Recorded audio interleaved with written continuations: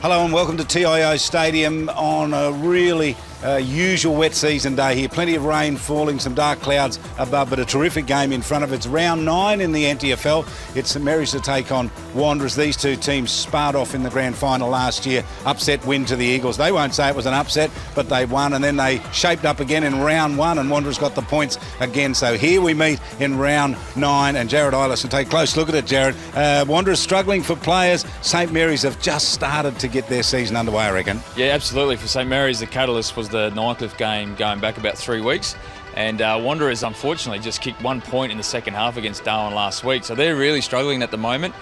Great opportunity, I guess, with the conditions. Hopefully the talent of Shane Thorne, Andrew Lovett, and Thomas Motlett will come through and help Wanderers' cause. And I think the conditions will suit Justin Wilson, Jack Williams and Darren Ewing for St Mary's. Now, I mean, these conditions really change the way footy's played here. This might not be a spectacular game, but we get it in the NTFL. Tough conditions, tough game of footy in front of us. Yeah, absolutely. The breeze is coming right behind us, so I think the goal-scoring end will be the airport end, and whoever uses that to their advantage will have the upper hand. And good to have ground level players in this sort of game, isn't it? Yeah, absolutely. And I think that's where St Mary's have a little bit more experience around the footy again with Carl Lode in the mix and Iggy Villaggio. So I guess my tip, Charlie, is St Mary's. I'm not surprised. Terrific game in front of us, not that far away.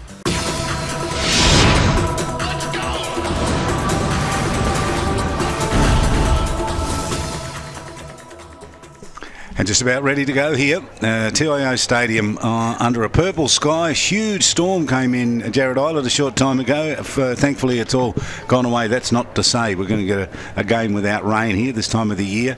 It just comes out of nowhere, and before you know it, you've got a storm dropping plenty of rain on you. Yeah, obviously the rain caused a bit of chaos for the pre-game, the Darwin Buffaloes and the Palmerston game there. And quick scores there: Darwin Buffaloes 14-15-99, Palmerston Magpies 4-11-35. So Darwin on a roll. 7 in a row. Unbelievable. Unbelievable. Great for the competition, great for their fans, and they're playing some pretty good football. But we're here, St Mary's and Wanderers reacquaint themselves. And the dad we can see out there, when we were looking at St Mary's there a short time ago, Peter McFarlane with the bub. What's his story? We were expecting him to play this week. Yeah, look, I'm not sure. I'm assuming general soreness. However, I guess a couple of weeks out from Christmas gives him a bit of a refresher, and no doubt they're looking towards next week's game against the Darwin Buffaloes, which is going to be an absolute cracker. Oh, what a game that's going to be. This will be a good one too, because Saints have been building and building. This team is not as strong as the teams I think we've seen over the last couple of weeks. John Ansteth's not out there, which is a...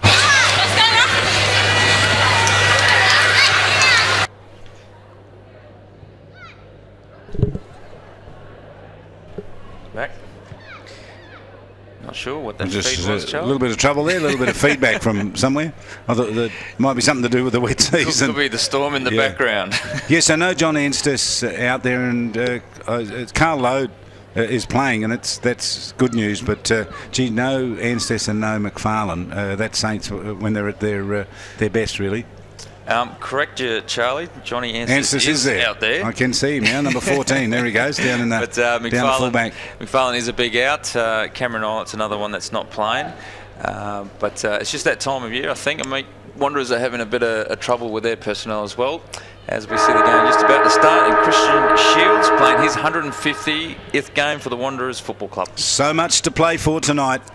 And the big tap Saints get it out of the middle, and they can run this down into the forward line, but they're not able to get the kick away. Overrunning the footy down there was Joshy Heath, left it behind. The kick went forward, cut off in defence down there. Braden McLean did well, swung it out towards the wing. It was a good kick, running with the flight of the ball and taking a pretty strong mark out on that boundary line. There is Joel Cabillo. There's 3 Cabillos playing out there. Short kick, links it up with Nook Mansell.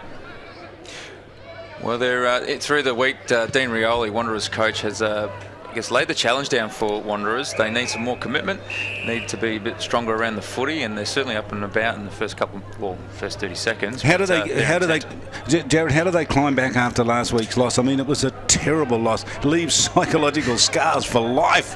Those sorts of games where they were absolutely hammered in the second half. Well, it gives the coaching staff plenty to work with through the week, so hopefully they can respond after, again, last week they only kicked 1 point. They started the game really well against Darwin Buffaloes, and we know they can can play football. They're the reigning champions. They're the reigning premiers. We know they can produce something out of nothing. It's whether or not they can stay the 4 quarters is the issue. Well, let's just remind people who have joined us that Wanderers were leading 7-8 to 1-3 against Darwin at half time and got beaten 7-12 to 7-9. So right, 1 point after half time, and they're absolutely run over by. And they're on the scoreboard, Charlie. So again, we expect them to start quickly as they've done in the past, and I believe that's Joel Seaton. Seaton got the goal. I think so. When he gives us the number, I can guarantee you. Number 6 is Joel Seaton. That's a good start. Very good start. That's exactly what Dean Rioli would have wanted from the Troopers. Duncan Seaton, yes. So Duncan with the goal. Nice snap on the right foot. So Wanderers not. I mean, most people expect Saints to win this game, but it's not going to be a lay-down misère. I can tell you that it's going to be a real battle here. They've had a couple of terrific battles in recent times. Trying to win the ball out of the middle there was Josh Cabillo, handy player for the Eagles, gets it down forward. They're Seaton after the footy again. Got it. Anstice comes hard at him. Seaton with it in front. Done very, very well from outside 50. Straightens it up, kicks it across to where the reliable Iggy Vallejo cuts it off and then goes on the search and finds Jossie Heath in the back pocket. Saints always use the footy well, up towards the wing. Good looking kick. And Wanderers get there in front position, not able to get it. Ball knocked towards the boundary line. Ferocious tackle came on there by Cullen for St Mary's. Ball there for Cabillo. Josh Cabillo with a high up and under kick down towards the half forward line. Bates onto it. Bates onto the left boot. Goes for goal to the top of the goal square. They've taken the mark. And Bates did terrifically well. Just banged it off the left boot. And the mark was taken right in the goal square there for the Eagles and a chance for them to kick a goal. This is Kyle Remus. Yes, well, they're playing some high-risk, high-reward football at the moment, and it's paying off for them. And if Christian Shields and Josh Cabillo can team up on that 1-2 in the middle, that's going to cause all sorts for St Mary's. So Remus from point-blank range in the first couple of minutes of the game goes in and kicks the second for the Eagles. And Saints under siege for the first 3.5 minutes. And Kyle Remus obviously got some AFL experience with the Essendon Football Club. Originally from Peel Thunder, drafted in 2006, number 47 for Essendon, played 60 games, kicked 69 goals. Handy player, good man to have it forward. Now where's Ewing? He's down here at centre half forward, is he? Where is he? Right down the full in forward. The traditional forward square. He's watching proceedings from a long way away. Tap out of the middle. Saints win the tap down. They're doing pretty well with the ruck work in there. That's Mitchell Price has been a handy player for Eagles. Take it down towards their half forward line. Anstice meets them from half back, runs it up to the centre of the ground. So he's left his man right back there. He's got to clear this ball for Saints. Saints can get it off the left boot. Good kick, Carl Load out wide towards the wing. Rolling ball. Saints get their first ball left on the ground. Chance for Eagles there to pick it up through Grant. Onto the right boot they go. Kick inside 50. Eagles front position. Ball punched away. The run was pretty good. Off they go through Long. Comes outside 50. Didn't get clear with it. Ball forced towards the boundary line by Carl Load. And the boundary umpire to throw it in. St Mary's under siege at the moment in the centre bouncers. Josh Cabillo, Christian Shields, just too strong over the football at the moment. Geary, that handy player, that's him there, trying to pick it up. Jackson Geary. Carl Load, caught in a tackle, goes to ground. Geary went looking for it, didn't get it. Wanderers with plenty of players looking for the footy. Then Saints win it. Kick up towards the wing, rolls towards the boundary line. Front position, the Eagles see it safely over. That's Paul Grant. Yeah, battle there with Marius Clark. And Darren Ewing hasn't had to do a lot at the moment. The ball hasn't really come down to him. So we'll see how that battle unfolds. Darren Ewing and Jerome Motlop by the look of things. So they're halfway between half forward and the wing, the Eagles. So they're stuck across half back almost. St Mary's. I should mention the St Mary's player here, Jasper Hutt, if we get to see him. He's going to be a boundary umpire tomorrow as well, which is really good. You rarely see that, a player who actually is playing the game, going out doing some umpiring, so well done to him. Just goes to show he loves the code, loves the sport. Played a few games last year in Div 1, and this year he's had his opportunity to push up to Premier League. What's Rick Nolan think about that? One of his players, going out on his off day, if you like, umpiring, especially a boundary umpire. It's one way to do recovery, Charlie, and actually might work well for him. And then everyone will want to do it. I don't know about that, but it's a different way to do it. Mitchell Taylor, handball back in field for the Eagles. Load getting plenty of it. They got to him, put him to ground. He lost it. Whistle when Lode's going to get the free kick advantage. Played here. Saints come away with Wilson. Kick inside 50, up towards Ewing. He works it towards the boundary line, gets away from him. Saw you running around out there, Jared, today in Div 1. Enjoy it? Not very fast. No, again, it's that time of year. I think the clubs, some clubs are a little bit light on with numbers, and I'll put my hand up to help out. Someone in the box and in the radio box said any team would like to have Jared Eilert go out, even if he's just out there. Here's Saints trying to work the ball away through McCready. Eagles there, ferocious work done there. Lovett's a good player, isn't he? That's him there. He was one of their best players last week, and the tackling, the pressure, the spread from the contest at the moment from the Eagles, they're in a higher gear at the moment than what St Mary's are. McLean gave it off to Jerome Motlop, who went back. Here's Lovett. From half-back, kicks to the centre of the ground. The kick for Thomas Motlop, who's had an outstanding month of footy. Just about best on ground in 3 of those 4 matches, and he was terrific last week against Darwin as well, and he'll get plenty of it. Whistle goes, free kick picked out of the middle. It's going to be a St Mary's free kick. They really haven't got inside 50. Let's see if they can work it this time. Down towards Wilson, knocked away from him. Ball rolls out towards the boundary line. Wanderers get there, and Geary onto the handball from the wing. Kicks it up. It's not a good kick. It's going to miss everything and go out of bounds on the full. I'm just wondering what the conditions are playing on the St Mary's footy team at the moment. Wanderers are handling it really well, but just wondering how slippery it is. He had much more time to actually do something better with that kick, Geary. Jerome Motlop. I love to see him in defence, this guy here. They try him up forward a few times and he's handy, but he really is a great running half-back flanker, I reckon. Wow, that's touch lucky. Almost out of bounds on the full again, Charlie. Well, it came off the chest there, didn't it, off Hutt? Yeah, that'd be a good battle. Jonathan Miles, former St Mary's player, up against Hutt. Punch to the ground, and there's the run. There's that man I was telling you about, Jerome Cabillo. Gets onto the right boot, kicks it down towards Sandstess, who it was almost intended for him. He's a strong mark. He almost let out to it, didn't he? Yeah, he must just think that's that caper at fullback. The opposition always kick it to you. Every other fullback has to work for it. Here's Iggy Valasia with a good handball over the top. He gave it off to Musgrove.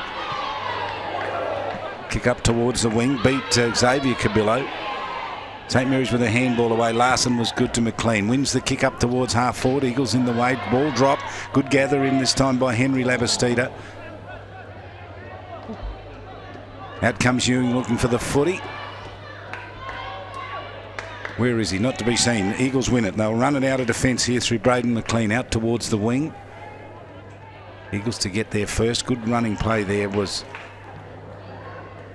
Burlington there. His brother had a good run today with Darwin. It was pretty good. They got it up here towards Leslie Moroney. Moroney's kick down towards the pocket, and again Anstess gets it kicked to him, links it up through Joshy Heath, and Saints out of trouble again. Moroney had a great game last week. His forward pressure was unbelievable. He just didn't. He had a number of shots at goal. He just didn't quite capitalise. So if he can do that tonight for Wanderers, they're in for a big show.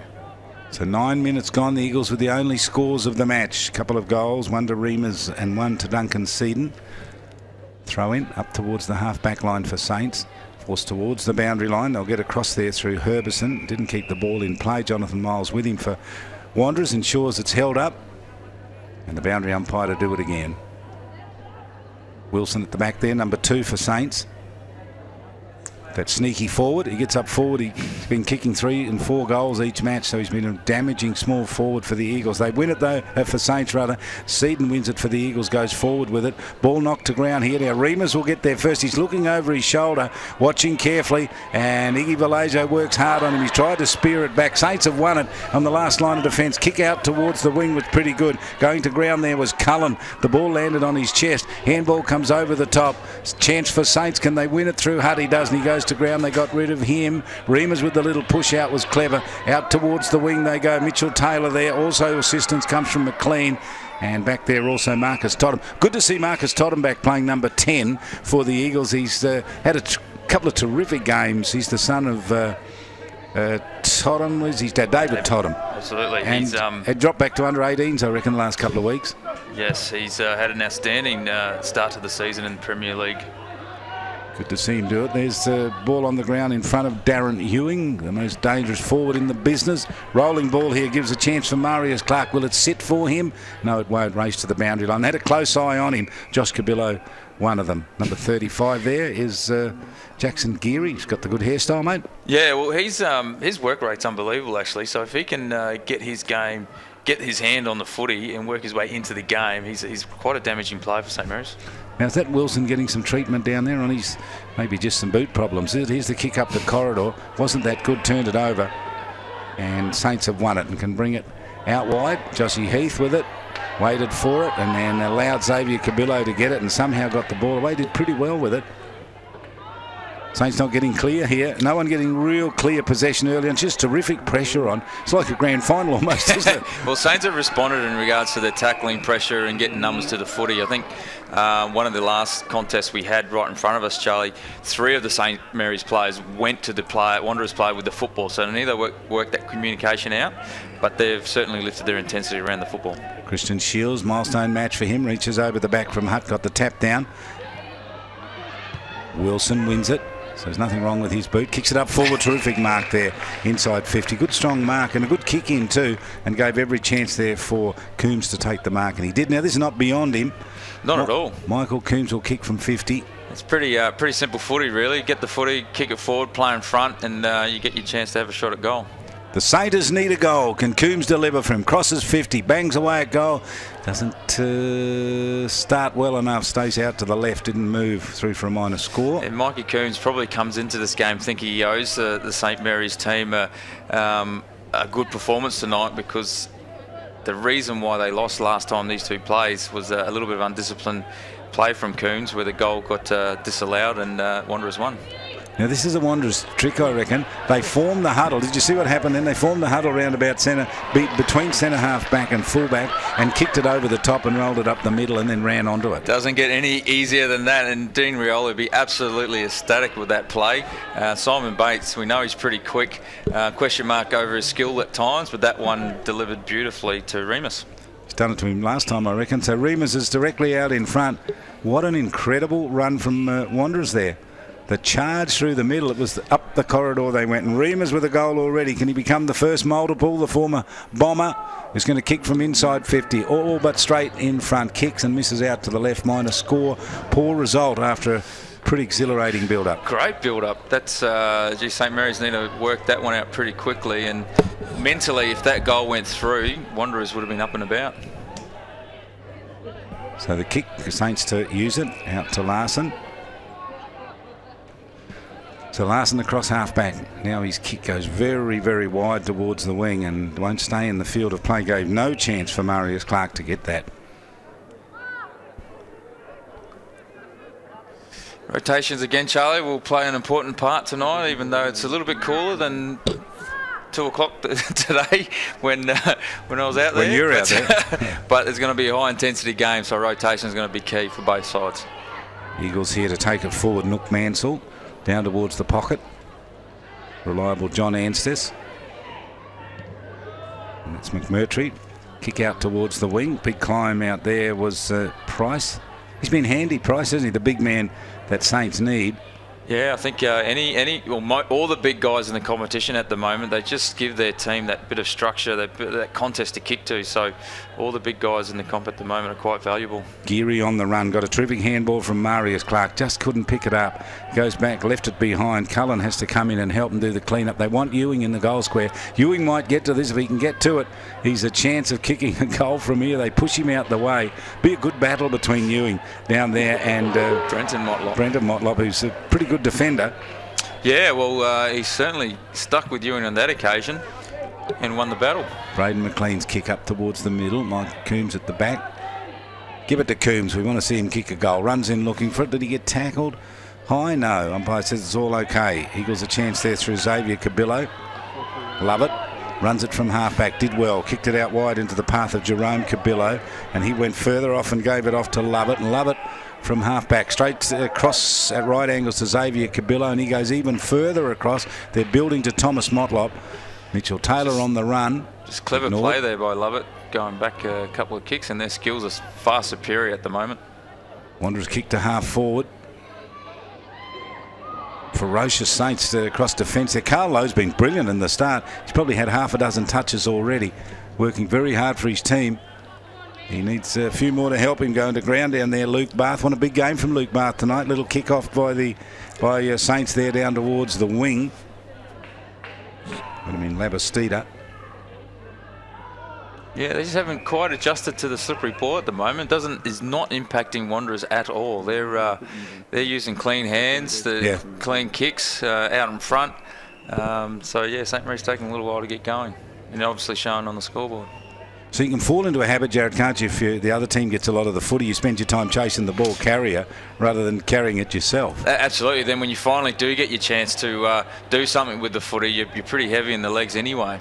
Here's the kick forward down, and a good mark taken, Darren Ewing. Gee, they made him work for it, but the kick got to him, and he's taken a mark about, 35 metres out he'll kick from?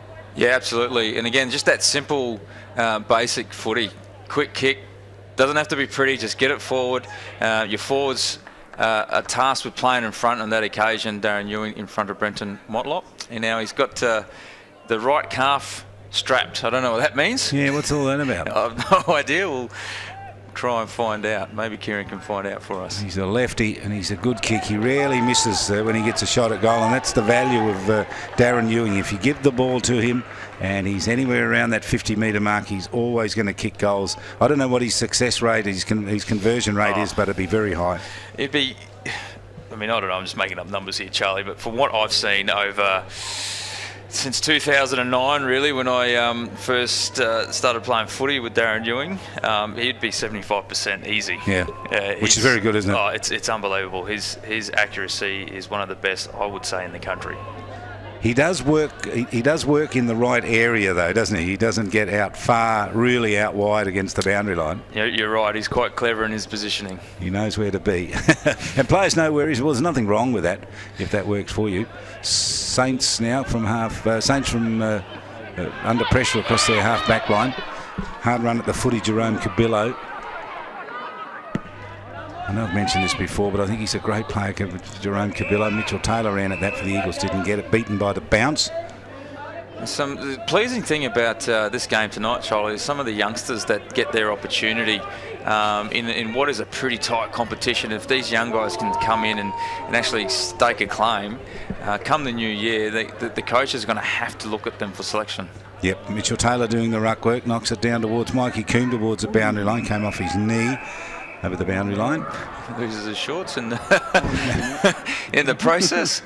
Sure to the crowd's delight. I was worried he might have a little bit of advertising on those underdacks, but fortunately he didn't. That could be a new thing, Charlie. Here's the throw in. Front position could work the Eagles to tap it down, but they're not able to get clear. Saints want to get clear. There's a high tackle there. Oh, come on, umpire. He's played holding the ball, but he was hit high. That's why he didn't get rid of it. It was a little unfortunate. But free kick played here to the Eagles. It's going to go to Nook Mansell. Kicks it up towards half forward. Big climb. Jonathan Miles at the back. Jumped. Almost hurdled the player. Thorne went for the kick off the ground. Didn't quite work for him. Coombs with some hard work. Gets it out towards McMurtry. And he comes away from half back. And then with some good patience, held the ball up. Gave it to Wilson now. Wilson with the kick over the top is going to have too much on it. Too many Saints players, Wanderers players back in defence. Saints went forward. Thomas Motlop with the clean-up kick. Here's the run from half back. Totham on the charge. Goes through the middle. Used the unnecessary handball and then continued to run. He really should have kicked that himself, shouldn't he, on the run? Absolutely. Just a young player, a little inexperienced. Give it to the more senior player to deliver it into the forward line. Ball rolls out towards Ferreira. Ferreira with the little kick in. Hard work there, Seedon. He kicked a goal earlier on. Eagles have a shot. Oh, he's got it. And got it. Who kicked that? That wasn't Seedon Maroney again. or Ferreira? Maroney. Maroney, was it? That was a classy goal from the pocket. You're right, Charlie. Young Totham should have streaming through the midfield, had all right to actually kick that ball deep inside the 50. Whether he had options is the other question. But the forward pressure from Wanderers to actually turn that forward entry into a goal is really good play. So Wanderers looking impressive here through 20 minutes of this first term. They've kicked 3 goals. Seedon, Maroney and Reamers have all got the goals for them. And the Saints with just 1 goal to Darren Ewing. Took a long time to get it. So that's umpire Ashley Manakaris to ball it up in the middle. I was talking to him the other day. Now, the footy, loves his footy. Played a bit of it as well, did Ash Manakaris.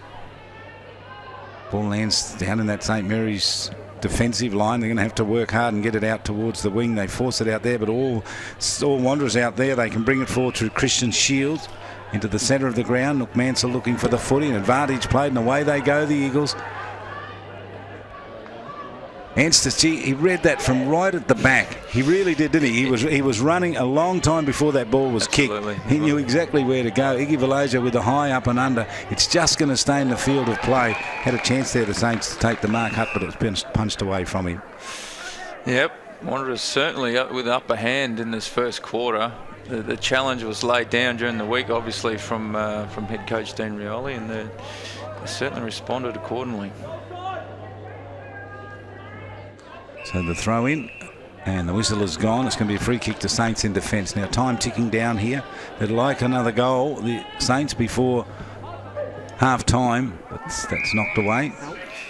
Just their delivery, Saints, is not as good as it normally is. Little stop-start from them, not the run that we normally see, and that good precision passing. Yeah, and that kick should have gone a little bit further down the line and get a bit more advantage with the field position there. And it was a short kick to a 50-50, so I'm sure Rick Nolan wouldn't be happy with that. That's right. You got 100% possession. Now you put it to a 50-50 again, and here's the kick that's going to stay in the field of play. And Wanderers got the advantage out of that, so they have it up towards their half-forward line now.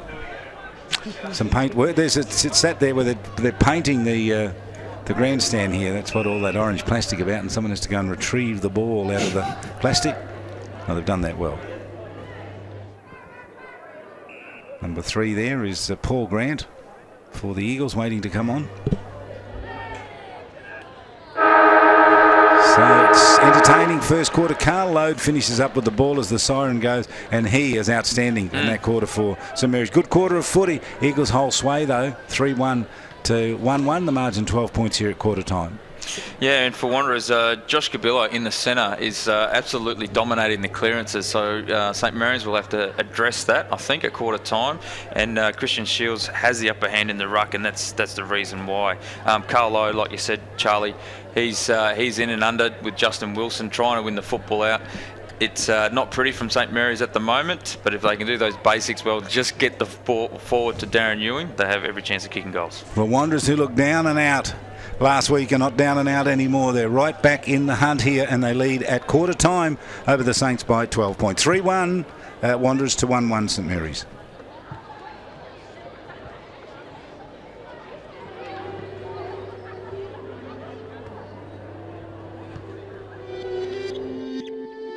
Almost half of us will experience a mental illness throughout our lifetime. Each day, 7 Australians take their lives. For every suicide, there are tragic ripple effects that affect families, friends, and the community. Let's work together to break down the stigma of depression and anxiety. Don't feel like you have to deal with it on your own. There's no shame in asking for help. If you are struggling, reach out for support. If you know a person is struggling, reach out and connect with them. You're not weak. You are not alone. You are loved.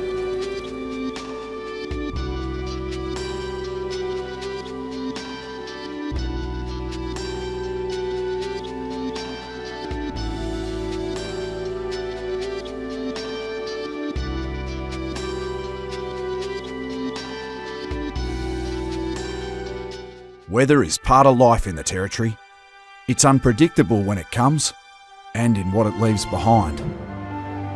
That's why Territorians need the right insurance cover for their home and contents. Local knowledge is important.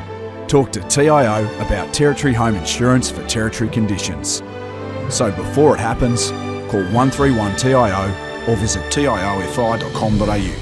TIO, we're for Territorians.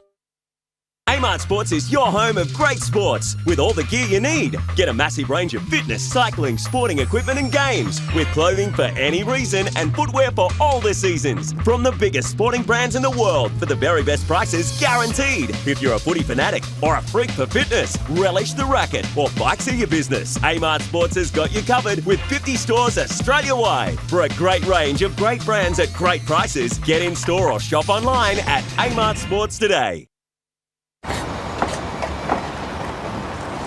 1,300 kilonewton centrifugal force, infrared remote control. How does he do it? 24.5 kilowatt diesel motor. He doesn't just know how to operate every piece of Kennard's high gear we get in, but also its service details, its safety checks. I don't know. It's as if he can hypnotise each piece. Give me 2 passes with sauce, coffee white with 1 bun with icing, no pink icing. Yep, no worries, Terry.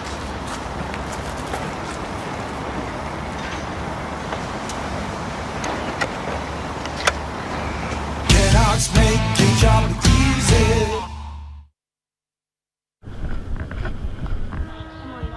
Jade.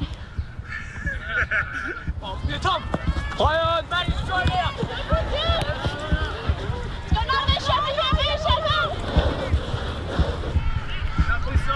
Spin around another metre. Good girl. Good girl. Hey, eyes on the footy, let's make the ball. Play on! All clear.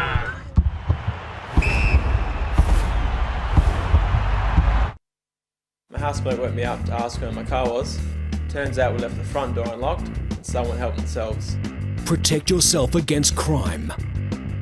A momentary lapse is all it takes, even if you are home. It's pure chance and quicker to steal keys than to hotwire a car.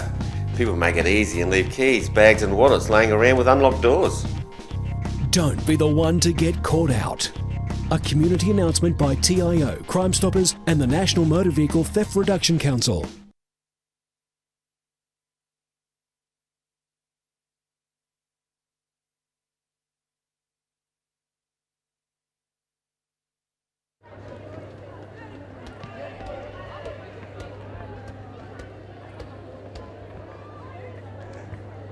And so the second quarter about to get oh, we got a little bit of feedback there. I'm not sure what that is, but we should be able to get down to Kieran Davis, who's been listening in to the Eagles. Kieran.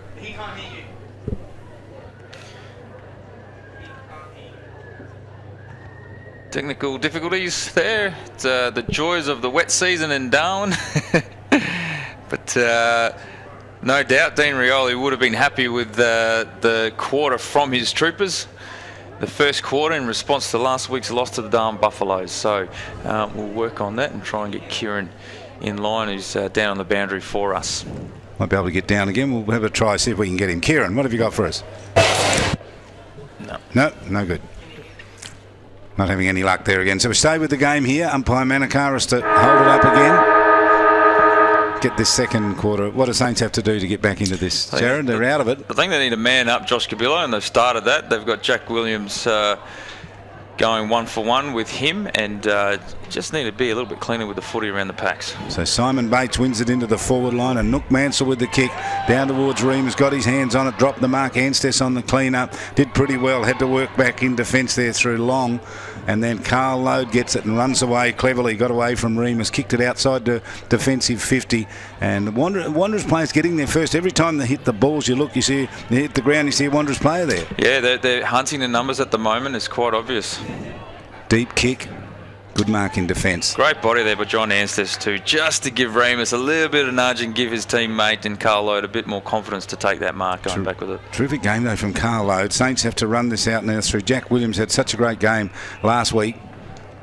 Free kick to Wanderers, holding the man. The umpire's called. I think that was Iggy Vallejo giving away the free kick. Jared, Saints are a long way out of this game. The score makes them look closer than where they are, really. Yeah, you're right, Charlie. It's only the I guess the start of the second quarter, and that that kick's going to work for St Mary's out of bounds on the full. Well, that won't help Wanderers' cause at all. Not at all. But you're right, Charlie. Again, Wanderers are hunting the numbers. They're cleaning with the footy. Their intensity around tackling and pressure is far superior at the moment. So the challenge is certainly with St Mary's to respond. Jack Williams for Mitchell Price, who dropped it. Back to Thomas Motlop, brings it inside 50. Wanderers at the back. Snapshot for goal, misses out to the right, minor score. Disappointing result there from the kick from Ferreira. Yeah, that would have been an easy one, a gift really, if he kicked that one, and they need to take their chances when they get them. So Saints to bring this ball away from the back pocket. Where do they go? They're finding it very hard to get clear here.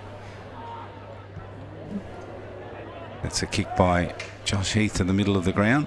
Jumping high for the ball down there was Luke Bath, didn't get it. Wilson working for it, and he's not going to go anywhere. They've legged him and held him down. Is he over the footy? Who's got the ball? The umpire says, I'll ball it up. Fair decision, good outcome.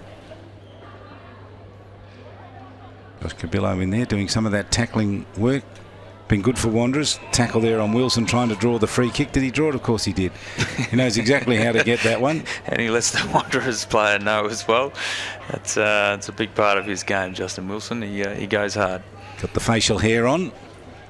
Getting ready for Santa Claus, is he? It could be, Charlie.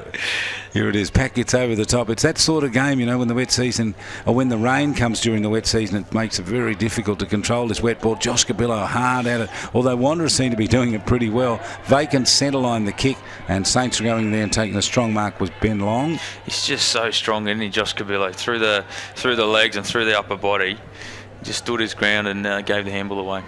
Knock over the back. Chance here for Michael Coombs. They got him in the tackle. They did pretty well, Marcus Totham. It's a good battle, that one. Couple of good players. Ooh, there's a free kick in that, surely. Absolutely no eyes for the football on that occasion, Josh Cabillo. He wanted to lay him out for some reason. Players remonstrating. They'll take a close look at that, won't they? What's all that about? I think so. He just overran the football, didn't have eyes for it, just went for the player. Well, he's given away a free kick, and it'll go to Coombs. And he's not confident. No, he's certainly out of his distance, and he just goes forward. McLean looking for it. Wanderers there in swarming numbers. And ball held up right at the kick-off zone. Free kick, high tackle. So Wanderers hold their own on that forward entry. Thomas Motlop wants it, and they'll take a chance and take it to him. He left it behind. Thorne comes in. That terrific scoop up from him, which is such a feature of his play. Went backwards with the handball. Gave it to Braden McLean in the pocket. And his kick out, and they're now getting a little upset down there, Darren Hewing. So Saints would not want to lose their focus here, because Wanderers will tear them to bits. Here's the run. Clever handball by Jerome Cabillo, gave it off to Totham, and Totham's kick inside 50 for the Eagles. And now Geary has to run it out for Saints. Up the middle he goes. Nice kick from him straight to Josh Heath. So Heath on the edge of the defensive square. Good kicks to the target. Just not, Saints not clean with those kicks. They don't hitting the targets that they normally do. Here's a bit of a chance for Leroy Larson. Shrugged the tackle once, didn't get away the second time, and he's been penalised. Thomas Motlop with the advantage. Kicks it out for the Eagles. Was pretty good. Linked it up there through Paul Grant, and he runs off half back. Kick up over the wing. So they're so dangerous, Charlie, on that turnover. Iggy Belejo on the clean-up. He must hit a target here. Use the hands instead. And this next kick's a really important one. Larson at the back. Will it sit up for him? Yes, he had to wait for it, and then he went backwards. He did that really well, and then his kick was only okay. It gave Cabillo a chance, Josh Cabillo, to mark it. Wilson got there, got onto the loose ball, and then he kicked it and missed. Come away with a minor score. So Wilson ran hard to get himself in position, kicked a minor score. Well, it was a good kick in centering the ball into the hot spot. Ferret, or that's his, as he's affectionately known, Justin Wilson, front and centre, and the pressure from behind from number 22 in Andrew Lovett created the rush kick, and it was only a point. Lovett. Ross did well, linked it up through Josh Cabillo. Thomas Motlop on the run, didn't come up for him. Hard thing to be doing to bounce it in these conditions. Joshy Heath on the spillage, and good kick from him. Flat hands at the foot. He made it really difficult for McLean, but he did get around the body. His vision was good, and he found Wilson. Yeah, very lucky kick there. As Justin Wilson plays on, almost smothered by Mitch Taylor on the mark there, but he snuck it through for a goal. And at the moment, it's just play on for St Mary's. The rush kick from Mark McLean wasn't pretty. Justin Wilson happened to be by himself, was quite lucky really, and plays on and sneaks the goal through. Well, he was Mitchell Taylor was smart, but Wilson was a little smarter. Yeah, just a little bit quicker, which I'm sure if in a running race you'd back Mitchell Taylor to to take on Justin Wilson with speed. But that's the good thing about this game. If you've got some footy smarts, Charlie, there's a place for you in the team, and if you're hard at it, you can kick the goals. Well, you could tick the boxes there for Justin Wilson, that's for sure. Miles wins the tap down, finishes up in the hands here of Duncan Seaton. Kicked the goal in the first quarter, kicks up the centre half forward. Eagles with players to clean it up. Bates with the handball. Searching out there for Maroney. Spillage for Saints. Handball to Long. They grabbed him high. Did they grab him around the neck? Maybe they did. No, he's penalised. Didn't get rid of it. Wow. Yeah, they're just swarming those tackles at the moment. Didn't have a lot of prior opportunity to get rid of it, but the umpire right on the spot has rewarded Shane Thorne. No, this is Joel Cabillo, and the margin, the distance shouldn't worry him really from here. He can get the journey. He's just got to hit it right. He knows he can kick it. Big moment here for the Eagles. He gets the good run up and he gives it plenty. That's a good looking kick, but it's going to fade out to the right through for a minor score. Just wonder how many Wanderers teammates got around him then just to settle and go back and have a shot, because he's looking over his shoulder looking to find someone to handball it to. But in that situation, just go back, settle, give your midfielders a bit of a break, get your defenders or forward line to set up, and just have a shot at goal. When you're playing in these sorts of conditions where there's been plenty of rain, I mean, how is it important to try and play on, or is it important just to hold possession of the ball and slow it down, Jared? I mean, what sort of instructions do you give a team? Well, at the moment, Wanderers are handling the condition far better, so their skills at the moment is you can allow them to actually chip in board and use the short kick, and their skills are far superior, whereas St Mary's at the moment is just trying to get the ball forward. It's not pretty football, but can be effective. Carl Lode wins another one-on-one. Now he's been invited to play on. He's doing well back there. He's having a really good season too. Kick out towards the wing. Simon Bates on the run back. Confronted there by McCready. Kicked in up towards the 50-metre line. Wanderers on the charge. That's Erlinson hard at the footy. Larson got in the way. Erlinson sees it safely to the boundary line. John Anstess again right with his man. He's just a great reader of the play. He knows when to drop off his opponent and fill the hole, and that occasion is right with Shields on that forward entry for Wanderers. Ferreira there, and with him also is Nook Mansell. They're waiting to come on for the Eagles. So rotations happening regularly for teams. Here's the kick right to the top of the goal line, and underneath it, that's a great mark. It is Does a great it nicely, mark. didn't it, Iggy Villaggio? That is a defender's worst nightmare, that kick from Mitch Taylor, and Iggy Villaggio handled himself quite well. Well, just will stay in the field of play. They've done very well here, Wanderers, to be able to keep it in the field of play. That's a good tackle too. Spillage this time over the boundary line. He got to it, Duncan Seaton, but they got to him quickly. More rotations, Charlie, as you called just previously. See if the players can come on and have an impact. Are they thinking of limiting the rotations? That was South Australia doing it, aren't they, in the SANFL? Whisper on that, but I think in our conditions, Charlie, our season's obviously in the build-up in the wet season where it's quite humid and quite hot. I don't think that would be a smart move. So the benefit of limiting the rotations is the game moves a little quicker, doesn't it? And players have to stay out there even if they're getting a little tired. Yeah, it means you need to be fitter to play, don't you? Yeah. Well, you reward the fit players, don't you? Yeah, well, that's right. That's right. But I think for where our competition's at, I think limiting that would be a bad move in this instance. Geary caught in a rather brutal tackle, unintentional from Xavier Cabillo. Get hold of those dreadlocks. he was drawn to it like a moth to the flame. So Anstess has gone for a bit of a run up towards half forward. It's going to be a Saints mark inside 50. Herbertson. See what he can do with this, because that's a kick from 45 maybe. Yeah, it's the first sort of deliberate shot on goal for St Mary's. So set shot, left footer, drop short. Jack Musgrove up for the mark, can't quite hang on to it, and Wanderers rush it through. Yeah, minor score in the end. So Wanderers playing good disciplined footy when it's in the square there, knock it through. Thomas Motlop to bring it out in a hurry. It's a good kick to Thorne, and Thorne breaks away one way and then the other, and away he goes up the corridor. A couple of bounces. He has no trouble bouncing on the wet day. He's run a long way, and then the little short kick is probably not the best. Saints have cut it off. No, Thorne certainly should have gone a little bit longer with that kick, but St Mary's haven't woken up to that short kick through the midfield from the kick out. This is the build-up here looks a little better. This with Marius Clark for Saints. Corridor footy. Mitchell Taylor in the way. Yeah. Turnover. They reset. Jonathan Miles. Good battle between him and Mitchell Price out there. Pereira's handball. Stolen by Labastida to 50. Good kick. Nearly stuck. Didn't quite. Eagles on the clean-up. They can bring it away now through the agency of McLean. Braden McLean's kick up towards the wing and getting in the way, taking the terrific mark. John Anstis.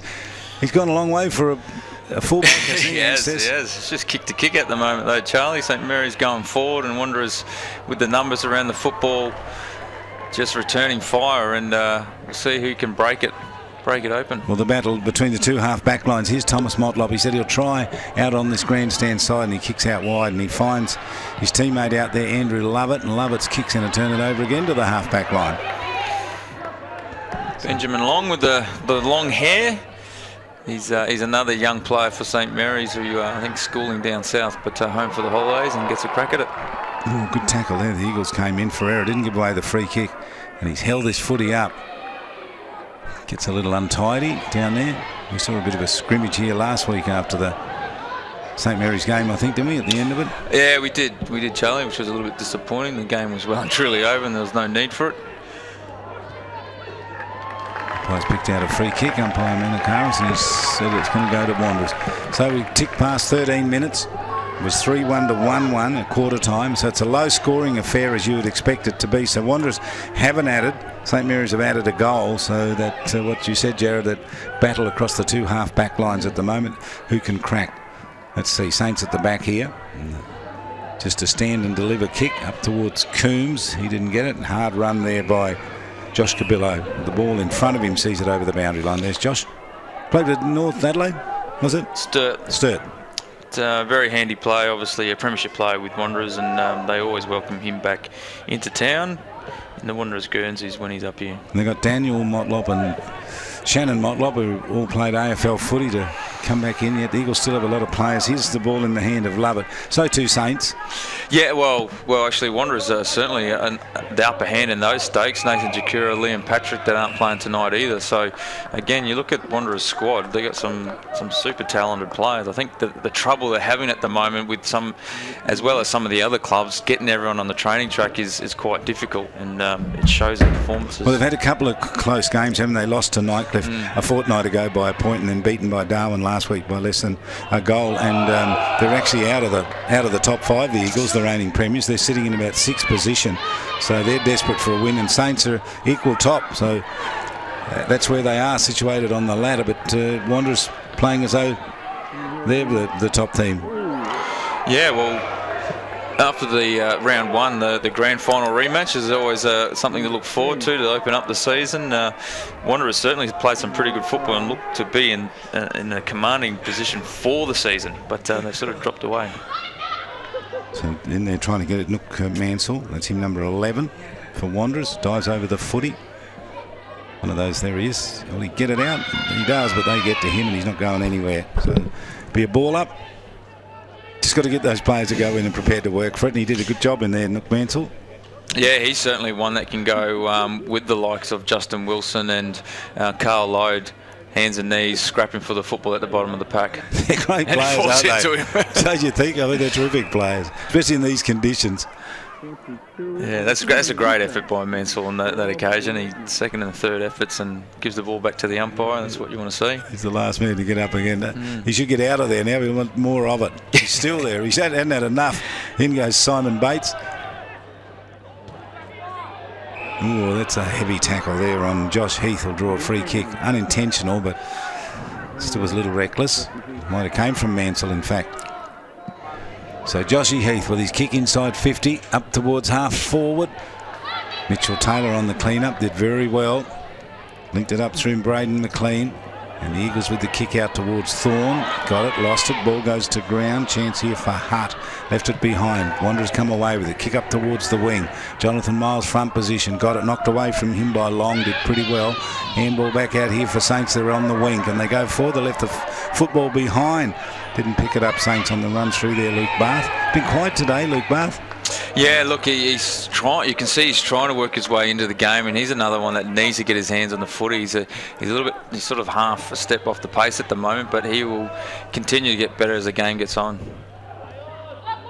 Chance for Eagles here through Paul Grant. Picks it up, uses the handball, gave it off to Duncan Seaton. Kicked that goal in the first quarter. They got to him and nailed him. He'll be penalised. He had prior opportunity, didn't use it. Has to give it up. It's an absolute arm wrestle at the moment, Charlie. Like you said, 50 in between the two 50s. Some relentless pressure. Obastida with the kick to Marius Clark. Saints careful with the ball. Out through Mark McLean. This is where you need Peter McFarlane for St Mary's. That centre half forward that can just take a grab for you, settle things down a bit, go back and kick a goal. He's the man of the moment, did pretty well, and Wilson just onto it. He's always lurking, Wilson. He was there that time from that kick from Ewing, marked it on the goal line, kicked the goal. Well done, Justin Wilson. Yeah, again, quick play. Again, not pretty football. Transition was a lot better. The build-up was a lot better. A chip inside to Mark McLean in the centre square, and they were able to get the ball on the far side. Quick kick around the corner from Darren Ewing, and Justin Wilson will continue to persist and pop up, and he loves kicking goals. And we're back to where we were. It's all square. 3-3 apiece here at the 18.5-minute mark, second term. I think mentally for Wanderers, this is quite a dangerous moment. Wanderers need to respond with a goal here because, again, last week's result where they only kicked 1 point in the second half, mentally that will be in the back of their mind. So Wanderers need to respond. So Saints can get a chance to get clear. They didn't. They Wanderers with the runners out of the middle. They've worked pretty good. Oh, that's a high tackle. Surely umpires have seen that. It's got to be a St Mary's free kick. It's the man who wants it the most, Carl Load. Squirts it out wide. That was good work by Bath, then used his body well and then got there to pick up the handball. That was cleverly done. That was a good bit of play from him. Spears the ball into the 50-metre line. Thomas Motlop got to it. Geary with the handball. Goes to Marius Clark. Couldn't pick it up. This time was pretty good. Now they knocked him off the footy and he's going to get the free kick. He didn't have the footy. He was trying to pick it up when they nailed him. So Marius Clark with the free kick. Yep, Wanderers obviously not happy with that one, and no one wants to get the ball back, which is pretty standard, really. If the opposition's not going to give you any piggybacks down the field, so it gives their backline players time to fill the holes and man up. So what can they make of this? Marius Clark with this ball. He's going to go short and he's turned it over. That was a poor kick straight into the hands of Ferreira. Yeah, you're never going to hit someone out in front on that kind of kick, so he had to go long and a little bit higher. And if everyone's standing stagnant and then you just kick to a target, that's right, the opposition's likely to move quicker and get there. The ball rolls over the boundary line. Not able to keep it in there was Hugh McMurtry. So it's at the interchange area. And the Morris Rioli stand in front of it. Not a lot of people here tonight. The rain might have kept them away. It was a big storm came at the start of the earlier matches here. And McCready, great hands off the tap. Herbison's kick to 50. So they've had plenty of it, Saints up in their 50, but not doing that well with it. Here's Shane Thorne working hard in defence and couldn't get clear. Wilson held the ball for a long time. Yeah, he was lucky. Umpire lets play go on, and another scrum forms, and this time he decides to step in and say, give it to me, I'll throw it up. So Leroy Larson taking exception to something that Shane Thorne did. Quite a few people take exception to things that Shane Thorne did. That's not to say he does anything terribly bad, but people do get a little annoyed with his antics. He's such a good player. Yeah, well, that's what he's looking for, though. So Leroy Larson needs to be smarter than that, and just get on with it. Yeah, it can take your concentration away from the game. It's a clever tactic. Carl Lowe, great handball around great the body. Xavier Cabillo. Good gathering here by Herbison. It's so crowded down there, it makes it really difficult for Ewing, doesn't it, to get to the footy?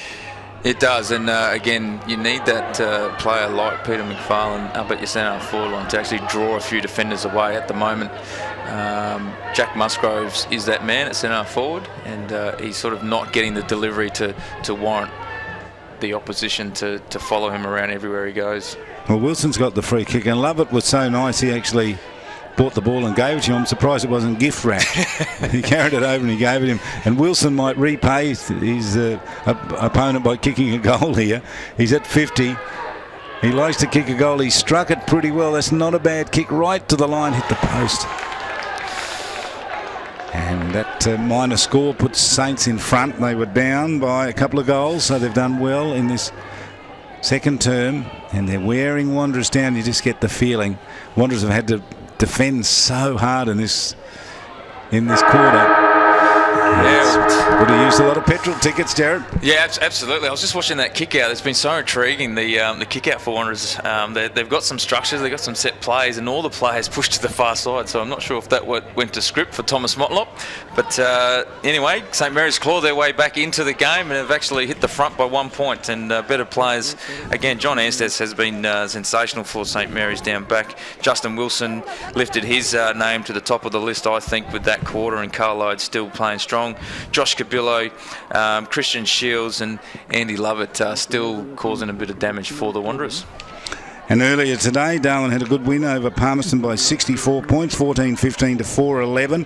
And over at Warramyunga on the Tiwi Islands, the Tiwi Bombers held sway against the Warriors, beat Waratah by 23 points, 19 to 5 goals, 8. That game was played in teeming rain. This game here, almost all locked up at half-time. St Mary's in front after trailing by 12 at quarter-time. They lead by 1 point at half-time. Half-time score, St Mary's 3-4, the Eagles 3-3.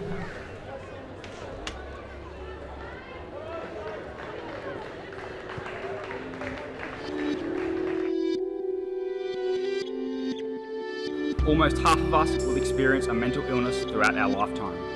Each day, 7 Australians take their lives. For every suicide, there are tragic ripple effects that affect families, friends, and the community. Let's work together to break down the stigma of depression and anxiety. Don't feel like you have to deal with it on your own. There's no shame in asking for help. If you are struggling, reach out for support. If you know a person is struggling, reach out and connect with them. You're not weak. You are not alone. You are loved.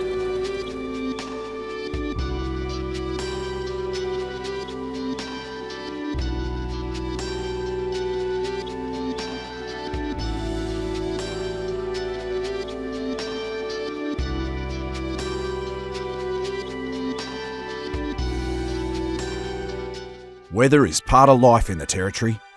It's unpredictable when it comes and in what it leaves behind.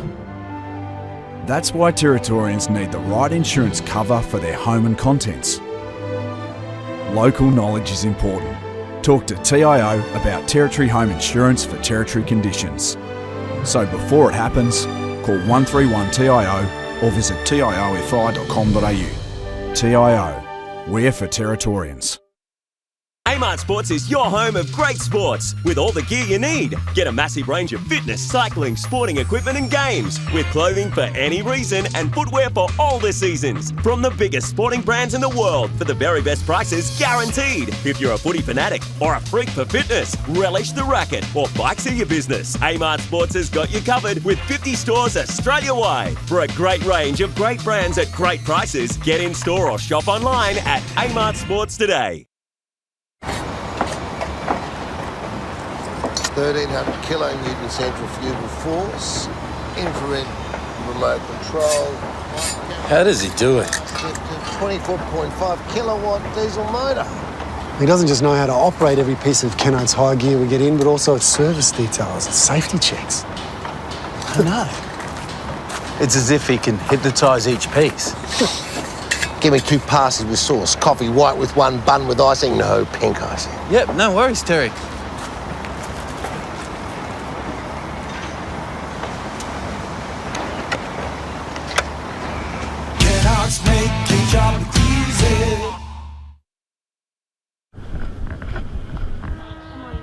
Jade. Tom! High on, mate, straight out!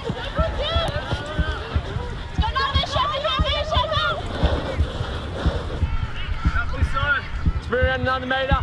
Good girl. Good girl. Hey, eyes on the footy, let's make the ball. Play on! Yes! All clear.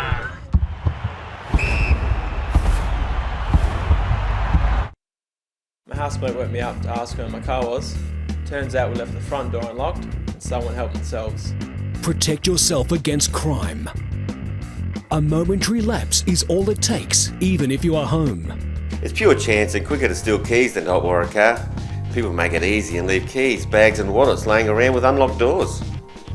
Don't be the one to get caught out. A community announcement by TIO, Crime Stoppers and the National Motor Vehicle Theft Reduction Council. Patrons are reminded that TIO Stadium is strictly a non-smoking venue and that patrons wishing to smoke must use the areas provided.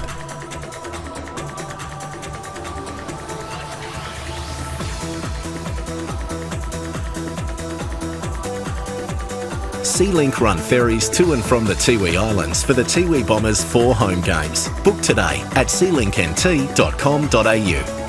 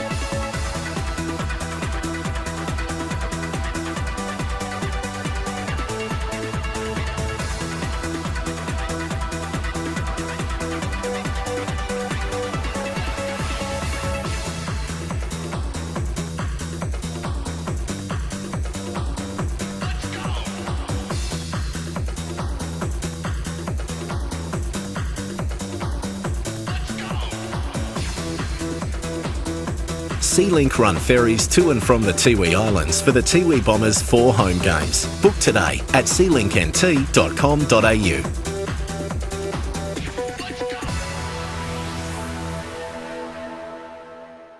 We're lucky enough to have Andrew Hodges joining us here today. Now, Hodgie is the current AFLNT State Academy coach and plays a pivotal role in the growth and development of our athletes up here in the top end. So, Hodgie, thank you for joining us today. Thanks, Abby. Thanks for having me.